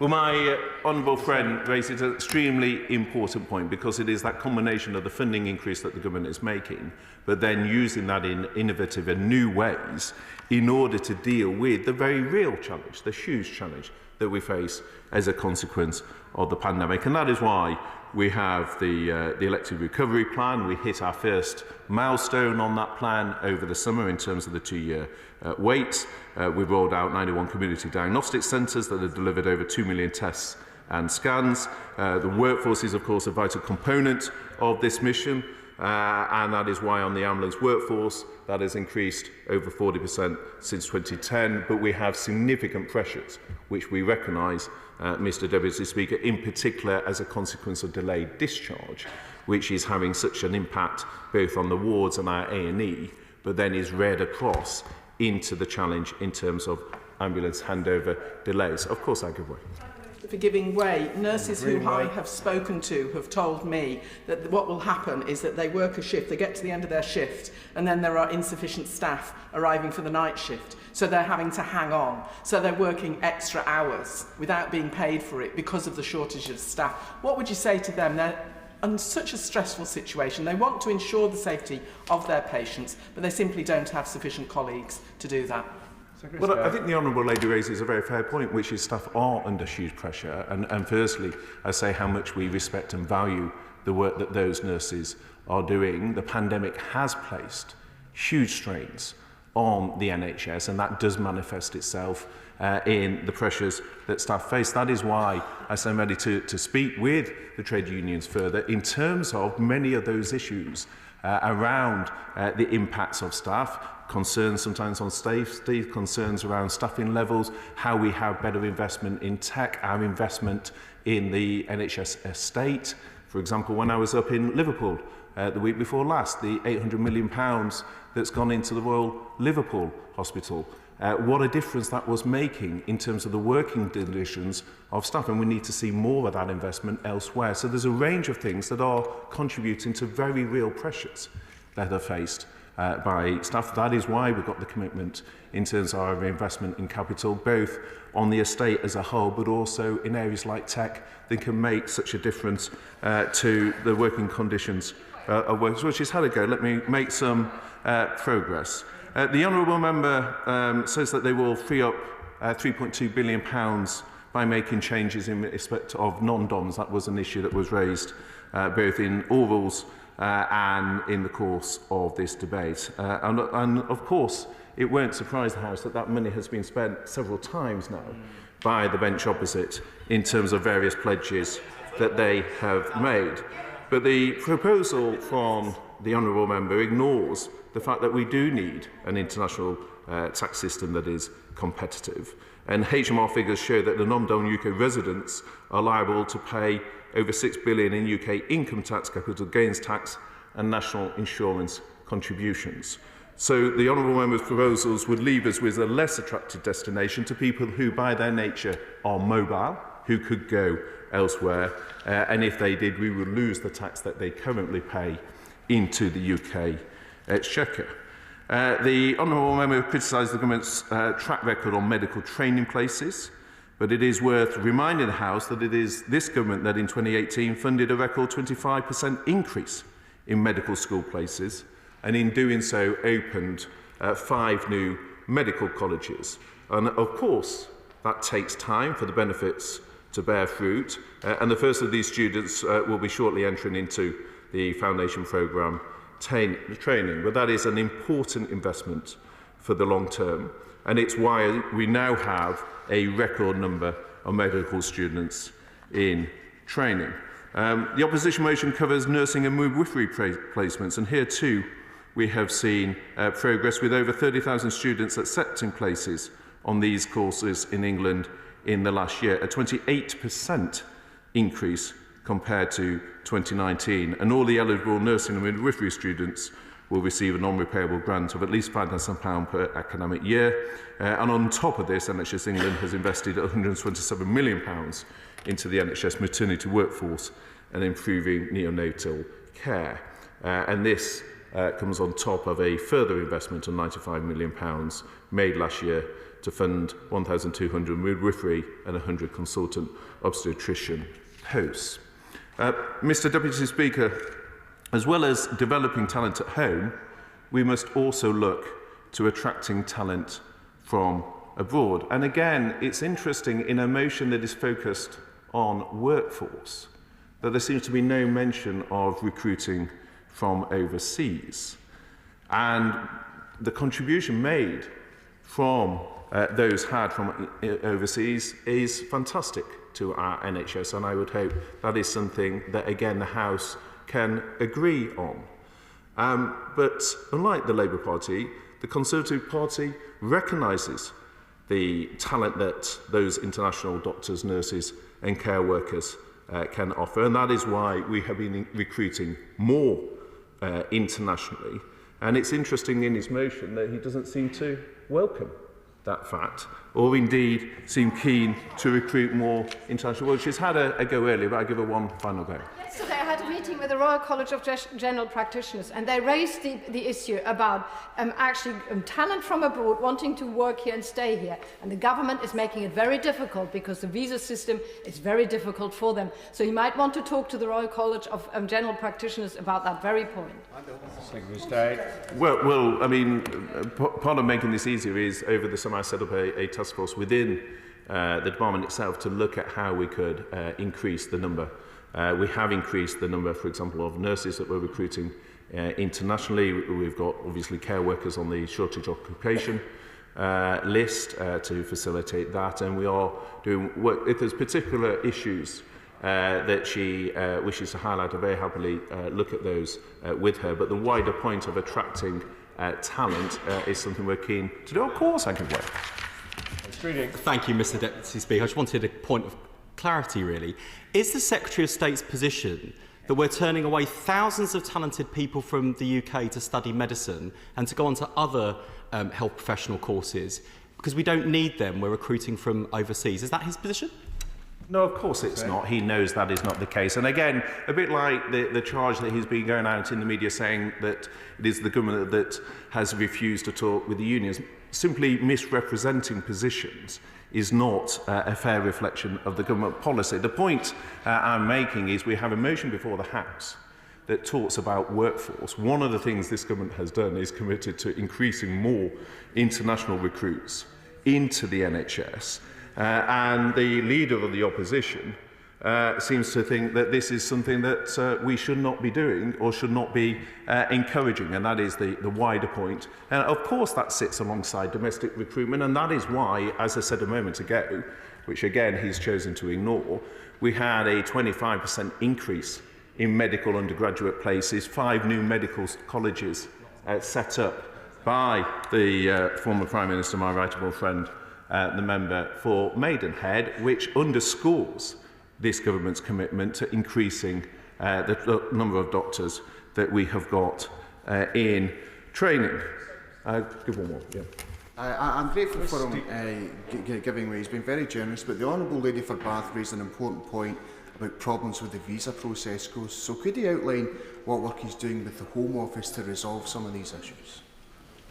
Well, I discussed this very issue with the Home Secretary this week, how we work together across departments, actually not just on the visa system, but also on other equities. So the amount of time that is spent by police on mental health is an issue of concern not just to the Home Office, to wider government. So there is scope across departments to work more closely together, and we are doing that both on the issue of international recruitment, which is a key equity within the Department of Health, but also in terms of mental health pressures on police, which is obviously an issue within the Home Office. So that is how we are working more collaboratively across government, but we're clear that we are boosting the numbers in the short term, whilst in parallel increasing the domestic supply of recruits, as I've set out in terms of the boost, for example, on medical undergraduate places, but also looking at what more we can do in areas like apprenticeships and how we hire more nursing apprentices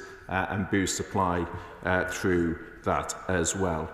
Finally, Mr Deputy Speaker, the motion doesn't reflect the pay uplift that was awarded where the government recommended, the government accepted the recommendation in full of the independent NHS pay review body. That has seen an increase for over 1 million NHS staff of at least £1,400 in their pay. And of course that comes on top of the 3% rise last year at a time when pay was frozen across the wider public sector. I give way to the Honourable Lady and then the Honourable Gentleman. I thank the Secretary of State for giving way. One of the bits of feedback that I and my colleagues in outer London constituencies have had from health leaders in our area is the high cost area supplement that's available for many inner London boroughs and not available for outer London boroughs, which is causing huge problems with recruitment and retention. So that in somewhere like Wandsworth, on average, for the same job, somebody can earn £2,000 more than neighbouring Richmond or indeed Merton. So health leaders are calling for a review of the high cost area supplement. Is that something he's willing to look at? Well, I think she raises a very fair point, which is that fund has been set up because there is an issue in terms of sometimes how recruitment applies between different areas. There's always a challenge as to where one draws that boundary. But again, if there's specific data as to any particular case that she wants to raise, then of course